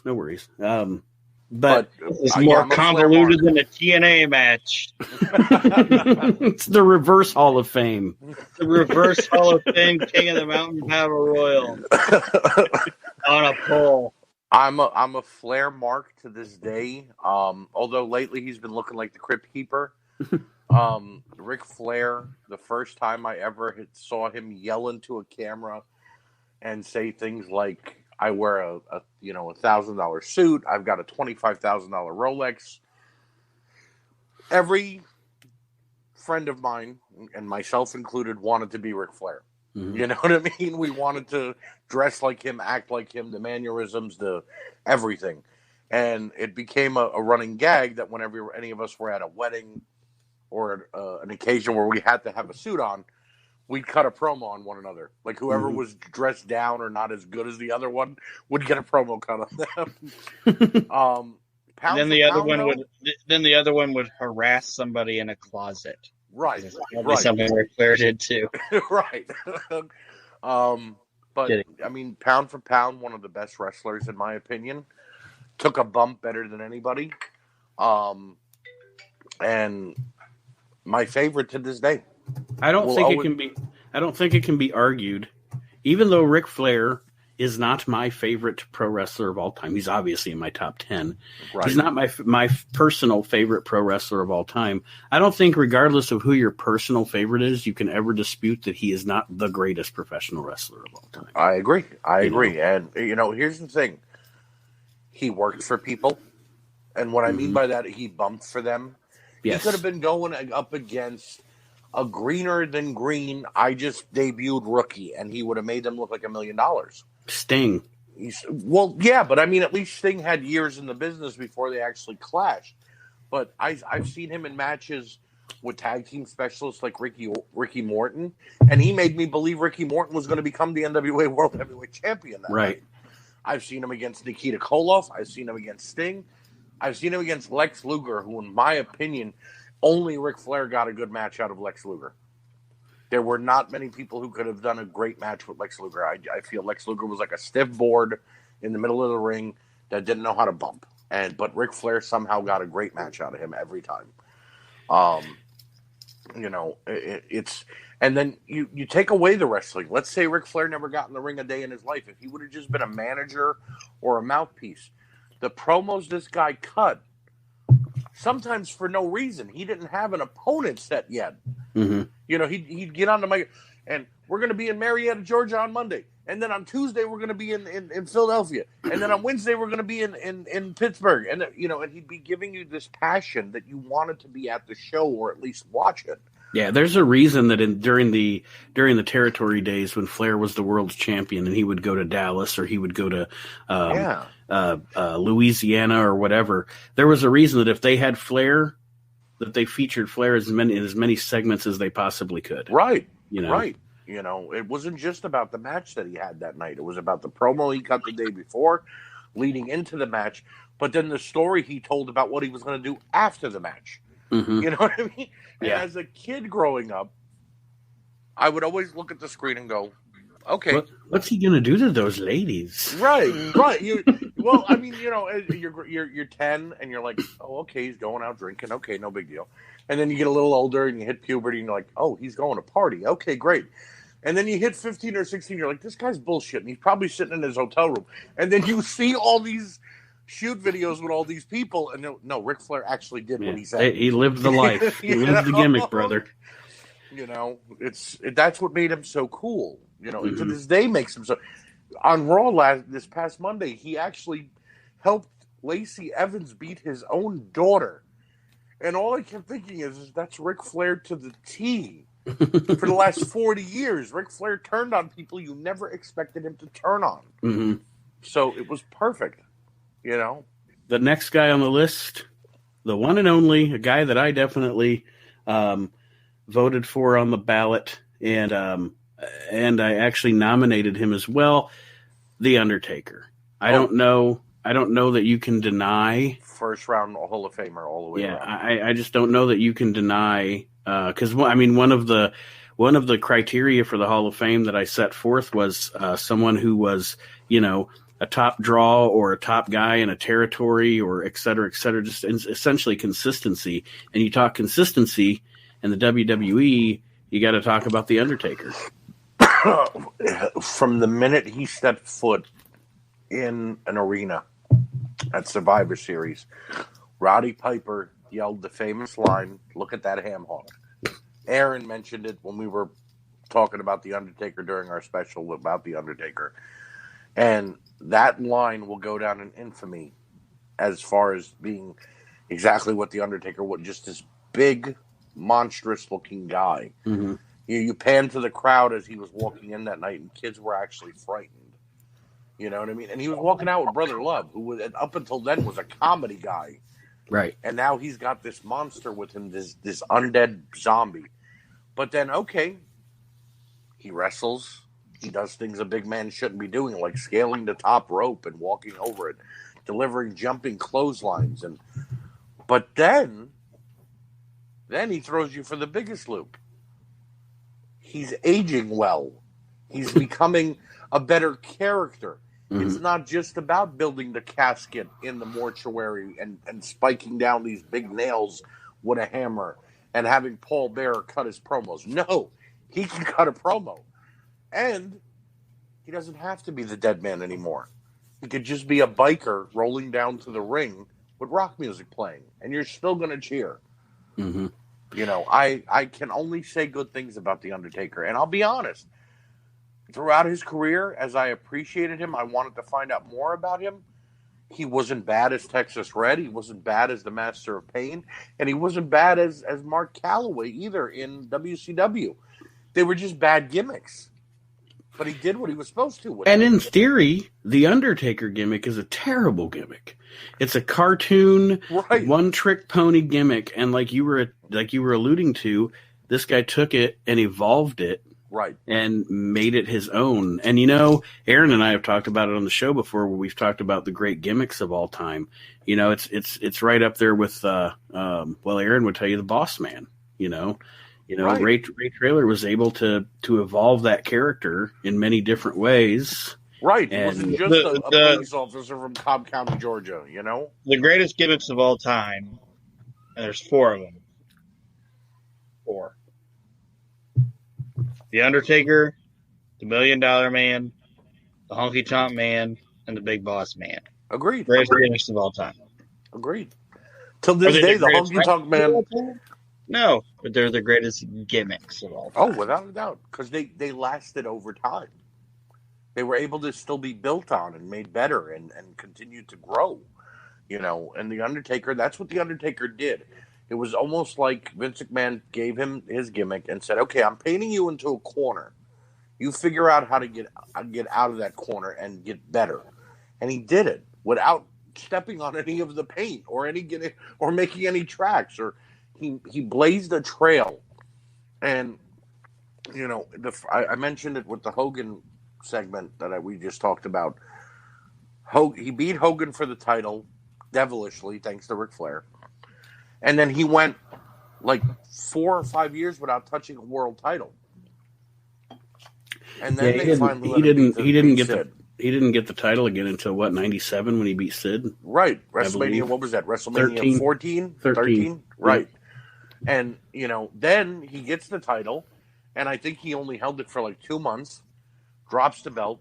But then as he got older, that's when Vince finally said, yeah, here's the belt, do what the hell you want with it. You know what I mean? And he got better with it. He and Steve Austin actually talked about on the Broken Skull sessions, like 30 years in the WWE, and you were only the world champion 6 times or something like that, and Taker's pretty much like, I didn't need it, and he's right. His character, he did so good with that character. It's like I told Aaron and Chad in the last segment, you talk about these since what, I don't know, let's say since WrestleMania 23, since they discontinued going to arenas. You talk about these huge stadium WrestleManias that sell out every single year. One of the biggest attractions, one of the biggest draws in those WrestleManias was the streak. Yeah. It had nothing to do with a belt. And when it did have to do with a belt, the streak personified the yeah. It wasn't about the belt anymore, There were 5 or 6 WrestleManias where he main evented without a title. Right. He went on last because they gave him that respect, and they wanted him and his opponent to feel like they had time to do what they had to do. Exactly. It's his matches with Shawn Michaels, bar none, some of my favorite, whether it was Bad Blood and the Hell in a Cell or their 2 Mania matches. Another guy who got good matches out of people, except for his match with Goldberg in Saudi Arabia. But how could you not be, if you're not an Undertaker fan, at least one point of his career, then you don't really watch wrestling to be a fan. You watch it just to critique it. Mm-hmm. So Bobby Heenan, my favorite all-time manager, and always will be. If I had to put together a top 5 of the best managers, in my opinion, it would be Bobby Heenan, Jim Cornette, Jimmy Hart, Paul Heyman as Paulie Dangerously, obviously not as Paul Heyman. Mm-hmm. And number 5 would probably be Sherry Martel. Mm-hmm. And she was more of a valet, but she was still a manager too. Sherry was a goddamn manager. Yeah, so yeah, she was a manager. She didn't have a dick. She bumped. The difference between a manager and a valet is a valet doesn't bump. Right. Sherry bumped. Right. She Bobby had a bigger dick than Harvey Whippleman. And Harvey knew it too. He personified being a heel. He made being a heel cool. And you hung on his every word. I mean, Aaron and I, how many shows have we watched where we've done like reviews of different pay-per-views and things, where Aaron and I have traded Bobby Heenan lines that were delivered that night because of how impactful they were on the show. Mm-hmm. One of my favorite lines is when he's arguing with the Red Rooster, and the Brooklyn Brawler comes out and beats the crap out of the Red Rooster, and then he says, "You're a nobody, but I went out there and found a bigger nobody than you, and he's going to be the best nobody he could be." And Brawler's like, "Yeah," and I'm like, "Wow, wow,"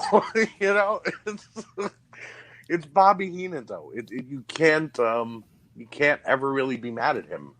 I remember when Hogan turned at Bash at the Beach, and Bobby ruined it, as some people say, because here comes Hogan, and Tony Tron, "It's Hulk Hogan!" And Bobby Heenan goes, Go ahead. I've always disagreed with that. No, sentiment. I agree too. I've always disagreed with that sentiment that people say Bobby ruined it. No, I don't think Bobby ruined it. I think Bobby Heenan knew his character. And his character always doubted Hogan. He knew that no matter how much his character supported WCW in the war with these outsiders, he knew Hulk Hogan was a piece of shit. So Hulk Hogan's always been a piece of shit. You know, he's true to his character. So when Bobby lays that line out, I've been telling you dick suckers this for 27 years. But whose side is he on? Yeah. And of course, I mean, at the time I was 14, 15. And I'm like, it's just Bobby Heenan. It's Hulk Hogan. He's coming to save the day. And then he dropped the leg, and Bobby Heenan's like, I told you. And I'm like, damn, he did. I love Dusty's response to that, because Bobby's like, whose side is he on? And Dusty Rhodes is like, what are you talking about, Bobby Heenan? Shut up, Bobby Heenan. Right. Jacques Sue, Bobby Heenan. You know, so it just, everything Bobby Heenan did in his career, even, you know, I don't remember Bobby Heenan ever being a face. Even when they inducted him into the Hall of Fame, he went in as the heel Bobby Heenan. Oh, he healed on his wife. Right. His people cheer his wife, and he goes, "Hey, you haven't tried the meatloaf." Right. I mean, it's just and his daughter. He healed on his daughter. You know, because he was like, "This is my wife and my daughter and her son. Everybody stand up." And he told his family to stand up, and he goes, "There's my wife and there's my daughter." And his son-in-law was sitting down, and he was like, "This is my daughter. This is my son-in-law." Apparently, she married a midget because the kid didn't stand up. Right. So, yeah. You know, and the son-in-law laughed. Like, he was like, "Ah, shit." I never got me or whatever, but whether he was commentating with Gorilla Monsoon, Tony Schiavone, or whether he was just shooting the shit in an interview with Mean Gene, Bobby Heenan was the best of the best, in my opinion. Andre the Giant. I don't disagree with this. Andre the Giant deserves to be in any Hall of Fame. But here's the thing, and I'm not saying I'm not a fan. I am a fan of Andre the Giant. But I only knew older Andre. Right. You know what I mean? I never got to go back, which I should, but I never got to go back and watch the younger Andre with the afro and the way that he would just step out into the arena and they would explode for him. You know what I mean? I again, started watching at WrestleMania 6. By that time, Andre wasn't wrestling anymore. So when I went back and watched WrestleMania 3 and the build-up to it, I only knew heel Andre. So it was whatever Bobby Heenan proclaimed for him to be is what I thought he was, you know. But he deserves it. What I will tell you is, and I mentioned this in our previous segment, I mean, I knew a lot about Andre as far as the WWF goes, and then Mid-South, because he would make appearances down in Mid-South. But I recommend to anybody that is a wrestling fan to read the new Andre the Giant book, because I'm going to be honest with you, I learned so much about I mean, through the late 60s and 70s, how important he was to the business in United States, in Canada, especially Japan, Europe. Right.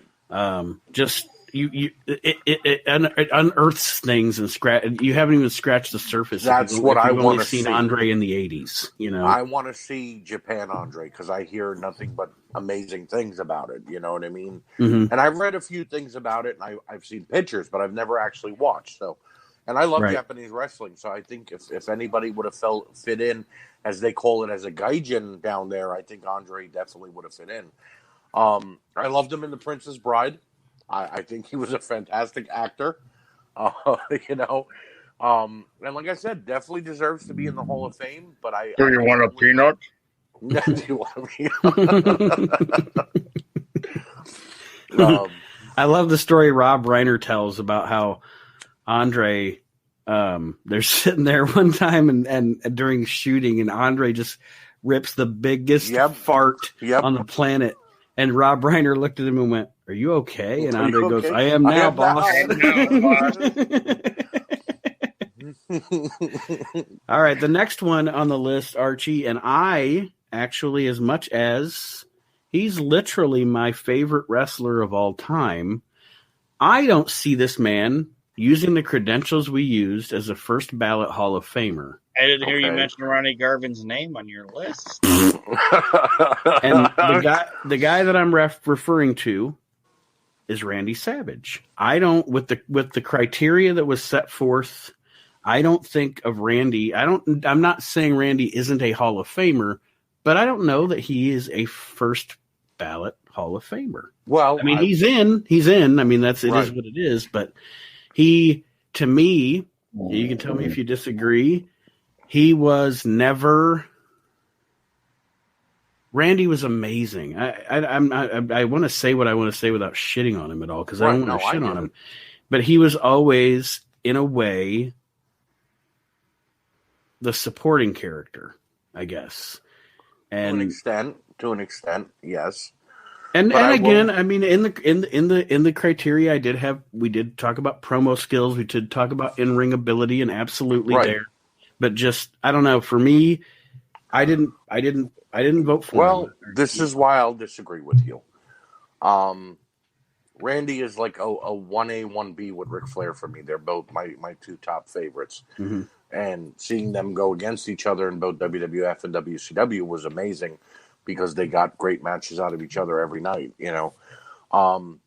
Randy Savage, one of the best promos I've ever seen, whether it be his cream of the crop promo, whether it be his Hogan's Got Lust in His Eyes promo for Elizabeth, or whether it just be him going completely and utterly psycho in WCW and managing Mongo and Kevin Green. You know what I mean? Every promo was gold for me. Mm-hmm. He never minced his words or messed up a line.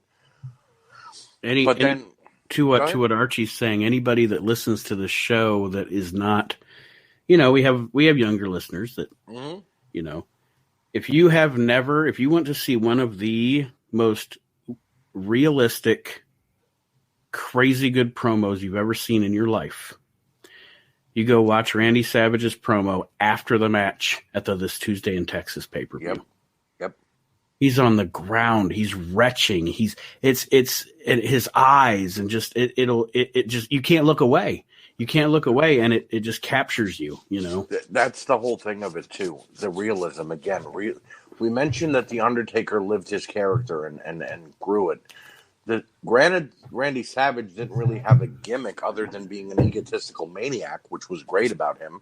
Mm-hmm. But he grew that character, from just wearing a robe to then coming out with a big cowboy hat and the full-on outfit. The realism that was his entire feud with Jake the Snake Roberts. Mm-hmm. The snake biting him, seeing Elizabeth crying, Jake smacking Liz during one of the matches, trying to take her head off with a chair, leading to the Undertaker feud. Randy Savage grew more and more as a character. And then on top of that, see, this is why I'll say he wasn't a supporting character. WrestleMania 4, he becomes World Heavyweight Champion. And Vince McMahon trusted him for one full year to hold that belt and make the storyline with Hulk Hogan that full year till WrestleMania 5. Mm-hmm. When he got it back from Flair, he didn't lose it again. He kept it for quite some time before dropping it to Flair. He lost it back to Flair. Back to Flair, but not immediately. They had a feud. Mm-hmm. You know what I mean? Then leaving to WCW, again, they gave him the ball almost a year after him being there, and he battled the Giant and Ric Flair and Arn Anderson. And granted, most of it, he looked like a lunatic because he was just beating the crap out of people. But actually, Savage. Sorry.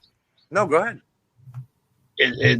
It's a different subject for a different time, but I actually liked Randy Savage versus Ric Flair better in WCW than I did. I did too. WWF. I did too, because they made that storyline even better than WWF did. The storyline of Ric Flair was with Elizabeth. And no, Elizabeth is a pure woman.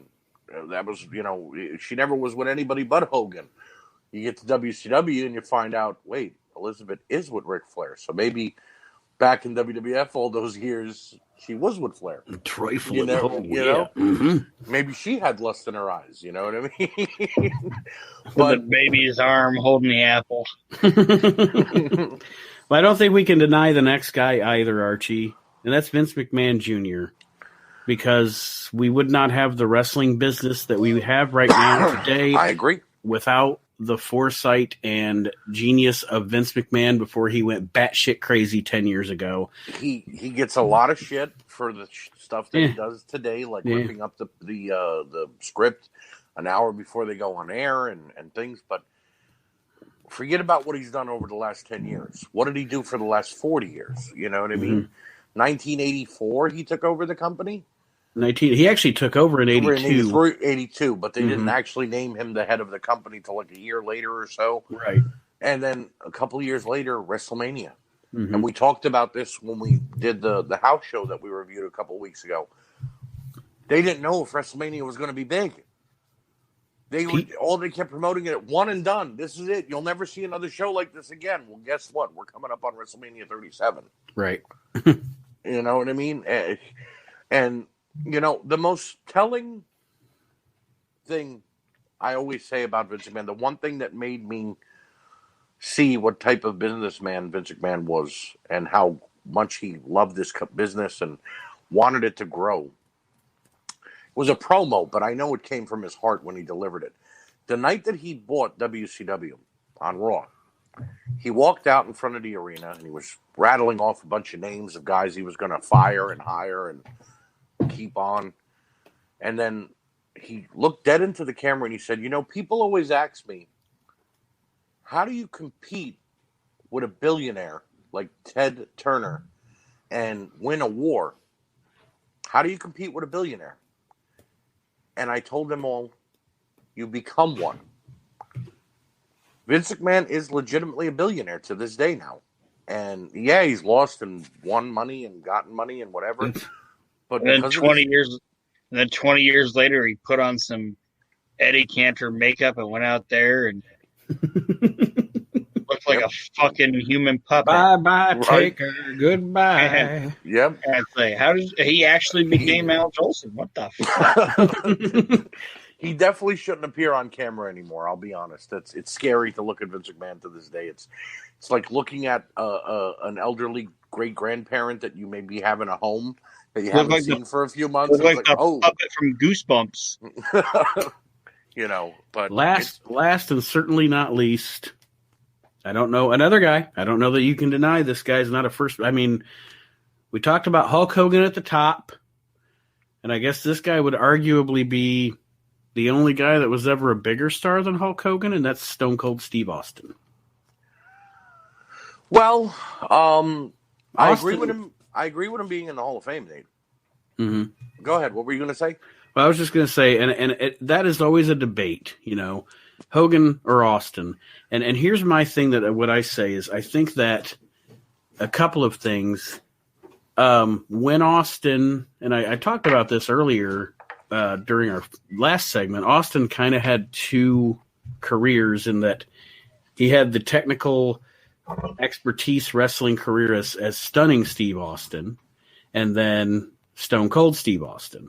And I think that had he been able to hit his stride earlier than he did, because of his injuries and stuff, he may have actually been able to have as good a run as Hogan. I guess not as good a run, but as long a run. There's right. Yeah, if you actually look at it, he made more money than Hogan in a shorter amount of time. Right. Well, see, there goes it. See, people will always argue that if you look at the timelines, it went Hogan, Austin, and then Cena. Mm-hmm. Those were the three guys that were the main guys in wrestling for their timelines, and that's true.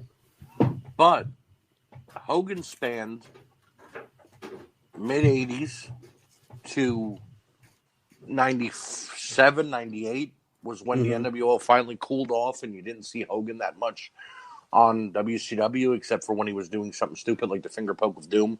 Right. But then he came back to WWE, and he got that rejuvenation for another 2 years where they even gave him another world title run, So you maybe say Hogan had a good 12 years in the business of nonstop success.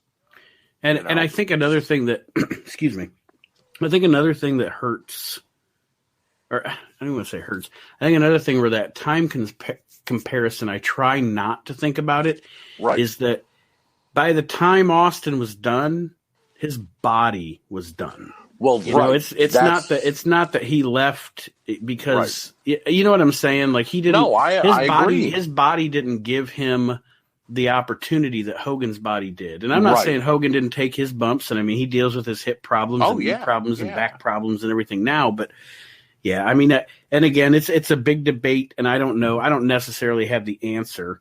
Well, here's the thing. You see, like Hogan was obviously Terry Golden and, Terry the Hulk Bolea and all that before he became Hulk Hogan.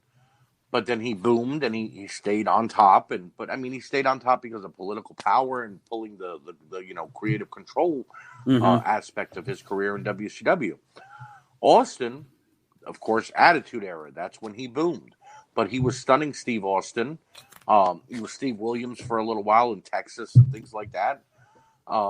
And I think if they would have handed him the ball in WCW after Flying Brian Pillman got injured during the Hollywood Blondes thing, maybe we would have seen a WCW world title run for Austin. But he got his boom in WWF for a solid, 5 or 6 years. And you mentioned that he made, more money or just as much money as Hogan in a shorter period of time. But also, Austin had more success in that period of time. What do I mean by that? Well, he won just as many titles as Hogan did in WWF in just a shorter period of time, 6 years versus 12.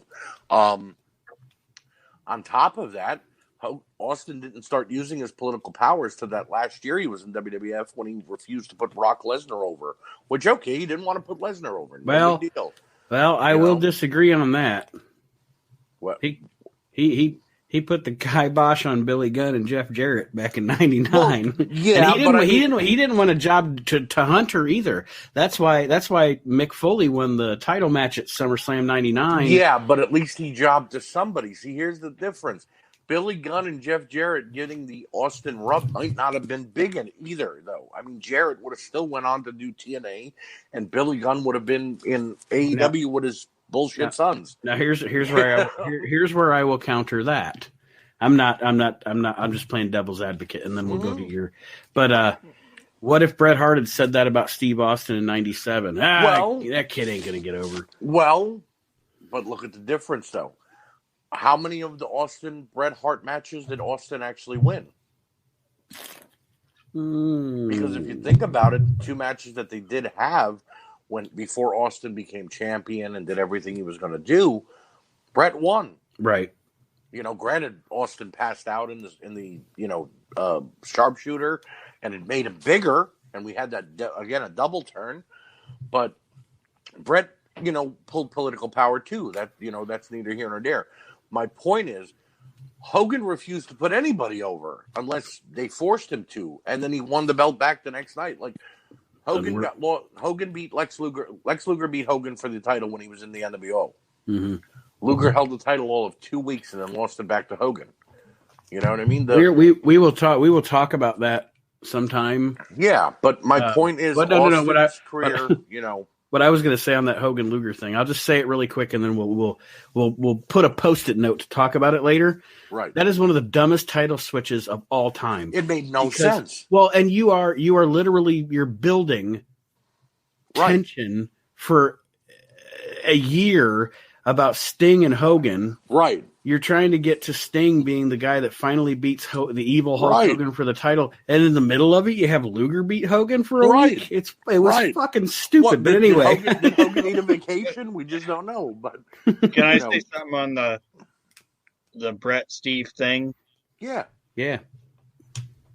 Bret Bret beat Steve the way you're supposed to beat somebody. Well, no, I agree. He didn't. Every bury him. every time Steve Austin lost to Bret Hart, every time Steve Austin lost to Bret Hart, Steve Austin came out looking stronger at the end of it. I agree.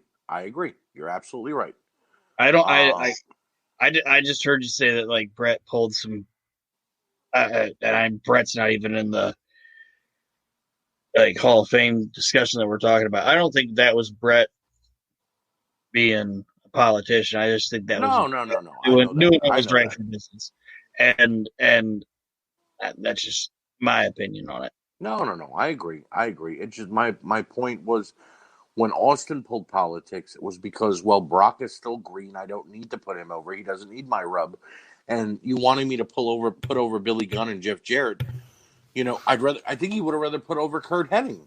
You know, and I honestly, the thing I'll give Steve Austin out of all the people he never put over or refused to put over, I'll give him a pass on the Jeff Jarrett, and that's because I've heard the story from Steve Austin multiple times. It's never changed that Steve Austin was in the Memphis locker room where nobody was making any money, and Jeff, after everybody got their payoff, Steve Austin was sitting there looking at it, and Jeff Jarrett looked at Steve Austin in the Memphis locker room and said, "You can keep staring at it all you want, but it ain't going to get any bigger." True. So now if I'm right, the main eventer of WrestleMania 14, and I'm selling more fucking T-shirts than anybody else on the fucking planet, and I'm looking at this guy, I'm going to be like, you know what? Fuck him. Right.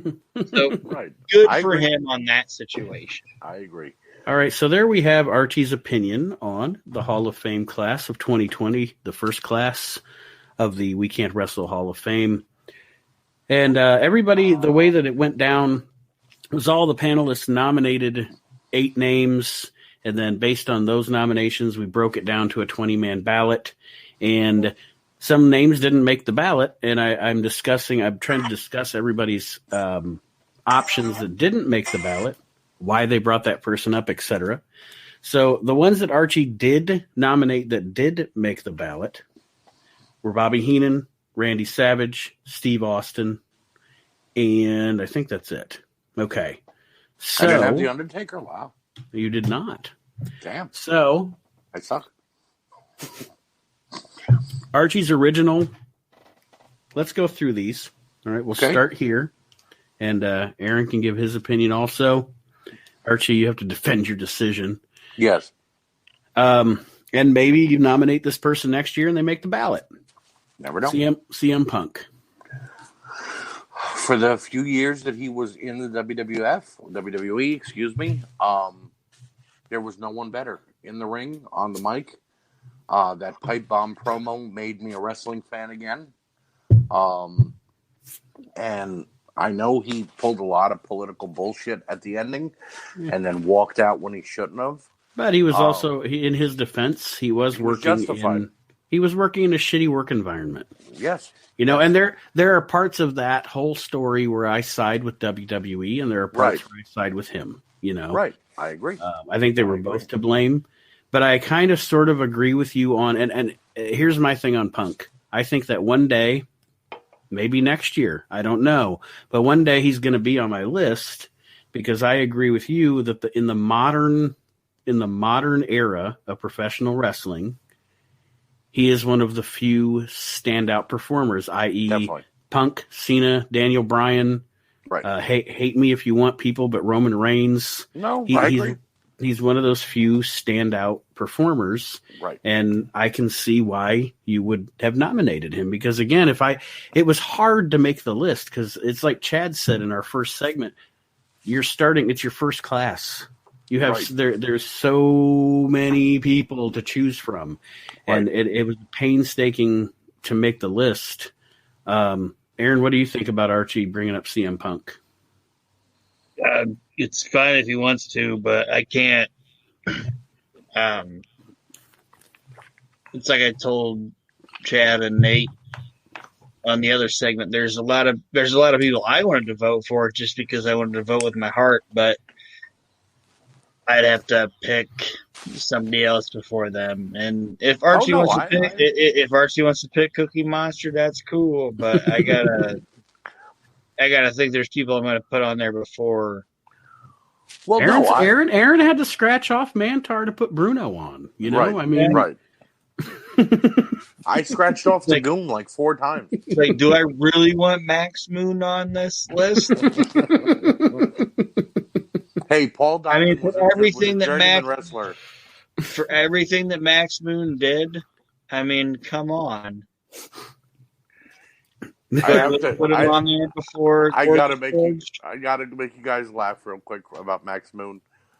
There was another group doing a virtual meet and greet with him, and it was like, out of this world, wasn't it? I wish it was out of this world. Because I didn't go on when it first started. I think I went on like an hour in, but then I went back and watched the hour I missed, and I get on there, and there is Paul Diamond wearing a Kato mask from Orient Express. Now, obviously, yes, Pat Tanaka and Paul Diamond were the Orient Express, and Paul Diamond played Kato. But I'm like, wait a minute. They've been promoting for a month that they're going to have Max Moon on, and they dressed him up as Kato.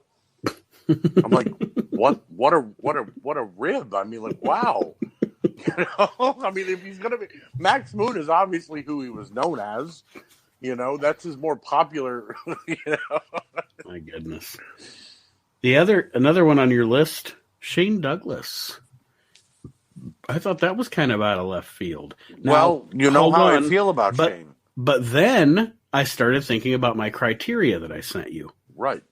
I said someone who was a determining factor in a top star in a promotion or a territory for an extended period of time. Right. And was there a more top star in ECW than Shane Douglas? So I guess, I mean, you know, in my opinion, there were only 4 big names in ECW that were at the top the whole time.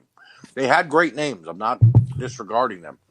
But the 4 top guys at all time were Shane Douglas, Raven, Sandman, and Chad Austin. Hey-o! So, and I'm not joking. I've told you this before. When you told me you were going to have a podcast on We Can't Wrestle with Chad Austin, my exact words to you were, you're going to have ice cold Chad Austin on the show? And you went, you know who he is? And I'm like, yes, of course I know who he is. I love Chad Austin in ECW. When he would come out and do his spiel, and then they'd call 911 on him to get him out of the ring, it was like the funniest thing ever. But Shane Douglas is and was what ECW was made on, you know, and just that. He in WCW as a younger Shane Douglas with Ricky Steamboat, great tag team. In WWF, granted, the Dean Douglas character wasn't great for everybody, but it wasn't bad. And had he not gotten into a war with the Clique, maybe he would have survived.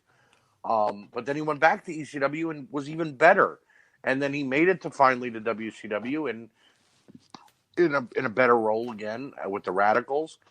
But then they put Viagra on a pole and had him fight Ric Flair, and that kind of ruined him. So, but yeah, Shane had to be on my list, not because I love him, and again, like you said, your criteria, he's got to be on there. Aaron, any thoughts on Shane Douglas? I am a Shane Douglas fan, and I'm not going to knock the guy, but he wouldn't have been on the first ballot of people that I'm putting in the Hall of Fame. Okay. The next guy that on Archie's list that and oh man, this one is one we're going to differ on because I don't even think, I hate to say this, I don't even think that I would nominate this guy 4 years from now. When I'm choosing between all the wrestlers that I can choose, I don't know if he's on my first string, third string, eighth string Hall of Fame. But that's not me. This is your list. Right. Sting. He was on top of WCW for many years. And go ahead. No, go ahead. Ric Flair handpicked him to be his predecessor. And when he had that whole falling out with Jim Herd, they ended up making it Luger because Flair left. But Sting grew from just a young blonde-haired surfer guy into a major part of that company. And, I mean, a lot of guys are like, okay, the Crow gimmick was okay, but it wasn't anything great. And, yeah, they wasted it with the whole Hogan thing. But Sting, back then, Sting was it, in my opinion. Mm-hmm. And he deserves to be in any Hall of Fame because, well, he's Sting. Nowadays, with him going to AEW, he's grasping at straws. But from 93 till 99, Sting was it, in my opinion. I'm doing another Post-it note here. Mm-hmm. We're going to have a Sting debate one of these days. Okay. Aaron? Did we talk about Sting on the air on the last one we did, or was it just us bullshitting? No, it was just the bullshitting. Okay. I'm a Sting fan. I like Sting. Always have, always will. And I'm not even as down on a list as Nate would be on saying like 8th or 9th or whatever, but I wouldn't put him on my first. Like, if this thing keeps going 4 years from now, I probably wouldn't put Sting on it. It might be like my 5th or 6th nomination list. Understandable. So we got 2 more left on Archie's list, and both of them, I think, are solid picks. Okay. The first one, solid pick, Paul Heyman. Definitely. From starting from, being the I'm going to say it, the pissant that he was in WCW, to revolutionizing wrestling with ECW, mm-hmm. to then coming in back to That's the right, WWE. Vince Russo. Did you hear that, Vince Russo? Anyway, go ahead, Archie. Coming back to the WWE and what he did with Brock Lesnar. Hell, what he did with Curtis Axel. Mm-hmm. He made guys that shouldn't have been stars, and he took guys that were going to be the next big thing, to borrow the nickname of Brock Lesnar, and made them bigger than they ever could have been without him, in my opinion. And one of the best talkers in the history of the business. Oh, without a doubt. If anybody who is a current fan doesn't watch Talking Smack on Saturday mornings, you're missing out, because Paul Heyman delivers some of the best promos, because he's one of the hosts, that I've ever seen. And he makes you believe everything he's saying. Mm-hmm. Aaron, anything on Paulie? I'd say I couldn't put, if I had to pick, I couldn't put Paul Heyman in there before like a Jim Cornette. Like, if Jim Cornette's not in there yet, I wouldn't put Paul Heyman in there. I agree with that. And you know how much I love Cornette. But see, I can justify at least both of them being on the same list, because they both were great on the mic, yes. Amazing managers, promoted great promotions, and for their 2 sides of how they feel about the business, experts at what they do. Well, the reason I would give it to Cornette, like if you made me choose, like if you told me, look, you're the final vote, it's either Cornette or Paul. Of course, Corny would get the vote, mainly because Jim, when he had the book, knew how to book wrestling. Mm-hmm. Paulie kind of needed somebody to filter him. Right. To get, they say it about Vince Russo. You could say it about Paul Heyman. You need somebody to be the in-between. That when Actually, with Paulie, it's not so much the creative, it's the money. Well, yes, but, for every great idea Paul Heyman has, there's probably 4 bad ones that you've got. No, we're not doing that tonight. You know what I mean? Where with Jim Cornette, for every 10 good ideas he has, there's maybe 1 bad one, because when you hear him talk in his shoot interviews, and then you hear other people talk of Jim Cornette, except for wanting to take his head off because they got into an argument, he had a solid mind for the business and knew how to put people over. Yeah. Not just over his guys, but anybody. Mm-hmm. You know what I mean? He talks about the Rock and Roll Express and says, we didn't need to win every single night. We could have lost every single night, but give us that one win that at least doesn't bury us, Right. The last one on Archie's list, and then we will wrap up this segment. And this is actually one, when I saw it on Archie's list, I was like, I can put some support behind this person. And I think that maybe not next year, but possibly the year after or something, I could put this person on my list, because we talked about Sherry Martel earlier. Mm-hmm. Besides Sherry Martel, my opinion, second to Sherry Martel, the greatest women's manager of all time, woman. And I think you're absolutely right. I think Nancy Sullivan is a Hall of Famer. You go back and you watch her early stuff with Kevin Sullivan, and she was Dark Angel.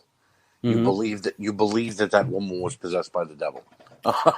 And then you go back and you watch her when she was delivering a promo to Ric Flair about being the Horseman's manager. Woman in Doom, man. Yeah, I mean, what a combo.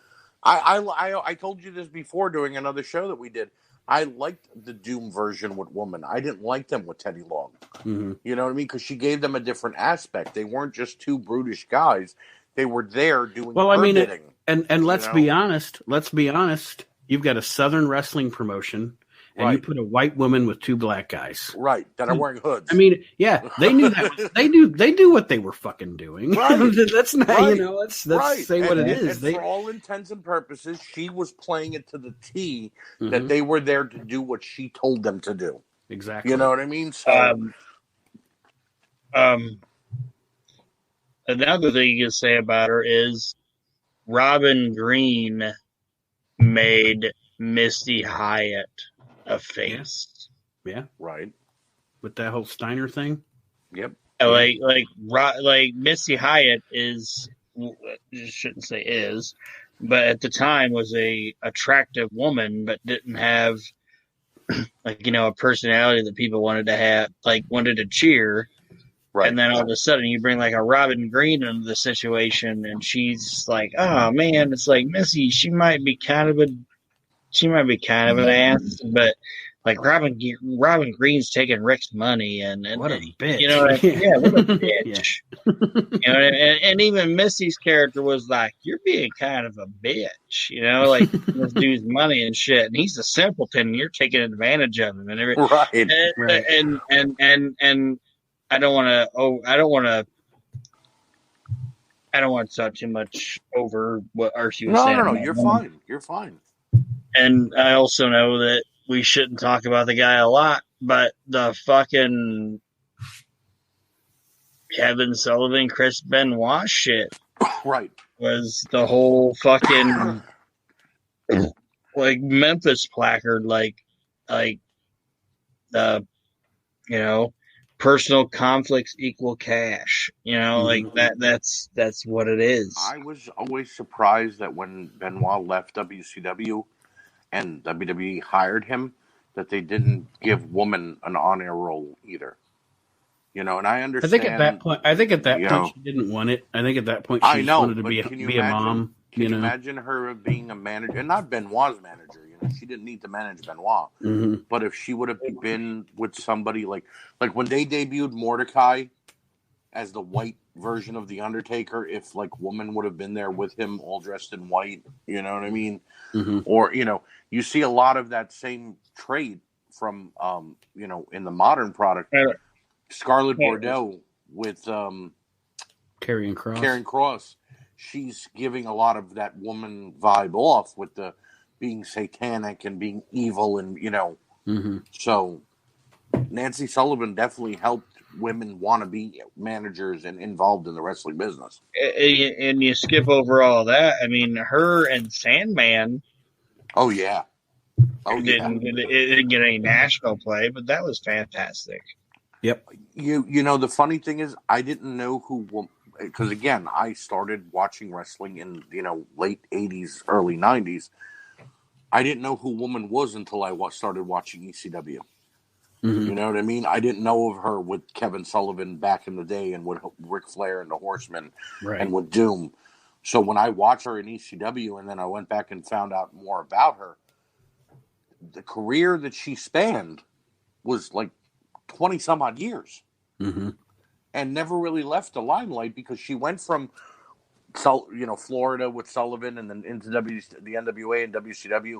Then from there went to ECW and started being with the Sandman and doing what she was doing. When you guys are watching ECW right now, and when you get up to the part when the Sandman loses his sight because Tommy Cairo hits him with the Singapore cane in the face, and then he turns on Tommy Dreamer and Woman is with the Sandman. She is 90% of that turn. Mm-hmm. She is the reason the Sandman did what he did because she talked him into it. You know what I mean? Mm-hmm. So it's all her up until then, you know? And we will end on Ric Flair always saying, "Woman, oh woman, won't you marry me now?" What a great line. And that will wrap it up for this segment in the Hall of Fame show. Aron, Archie, thank you for hanging out with me. Thank you as well. Can I plug something real quick? Oh, absolutely. I talked about it with Nate, and I've been toying with it, and I think it's going to be done. This Thursday night will be the debut and pilot of Living in the War here on the We Can't Wrestle page. What that's going to be is me looking over and grading the Wednesday night war that goes on between NXT and AEW. And we're going to be on a grading schedule of how the promo, the segments and matches go along, and which show I think did the better job, because it really doesn't come down to great ratings anymore, no matter what they're pulling off, Mm-hmm. And during the show, I'll bring on a couple of people who are watching, like we are now with here on StreamYard, and they can give me their input as well. And we might even see a little bit of trolley trivia while that is going on as well. Hoorah! All right. Yes, I am looking forward to that again. As Archie said, that will be in the We Can't Wrestle podcast Facebook group every Thursday night. Probably around 10 p.m. So won't be too late. I am excited about that. And whenever work allows, I may even poke my stinking head in there once in a while. Sounds good. But that being said, guys, again, thank you for joining me in this segment of the Hall of Fame edition of the We Can't Wrestle podcast.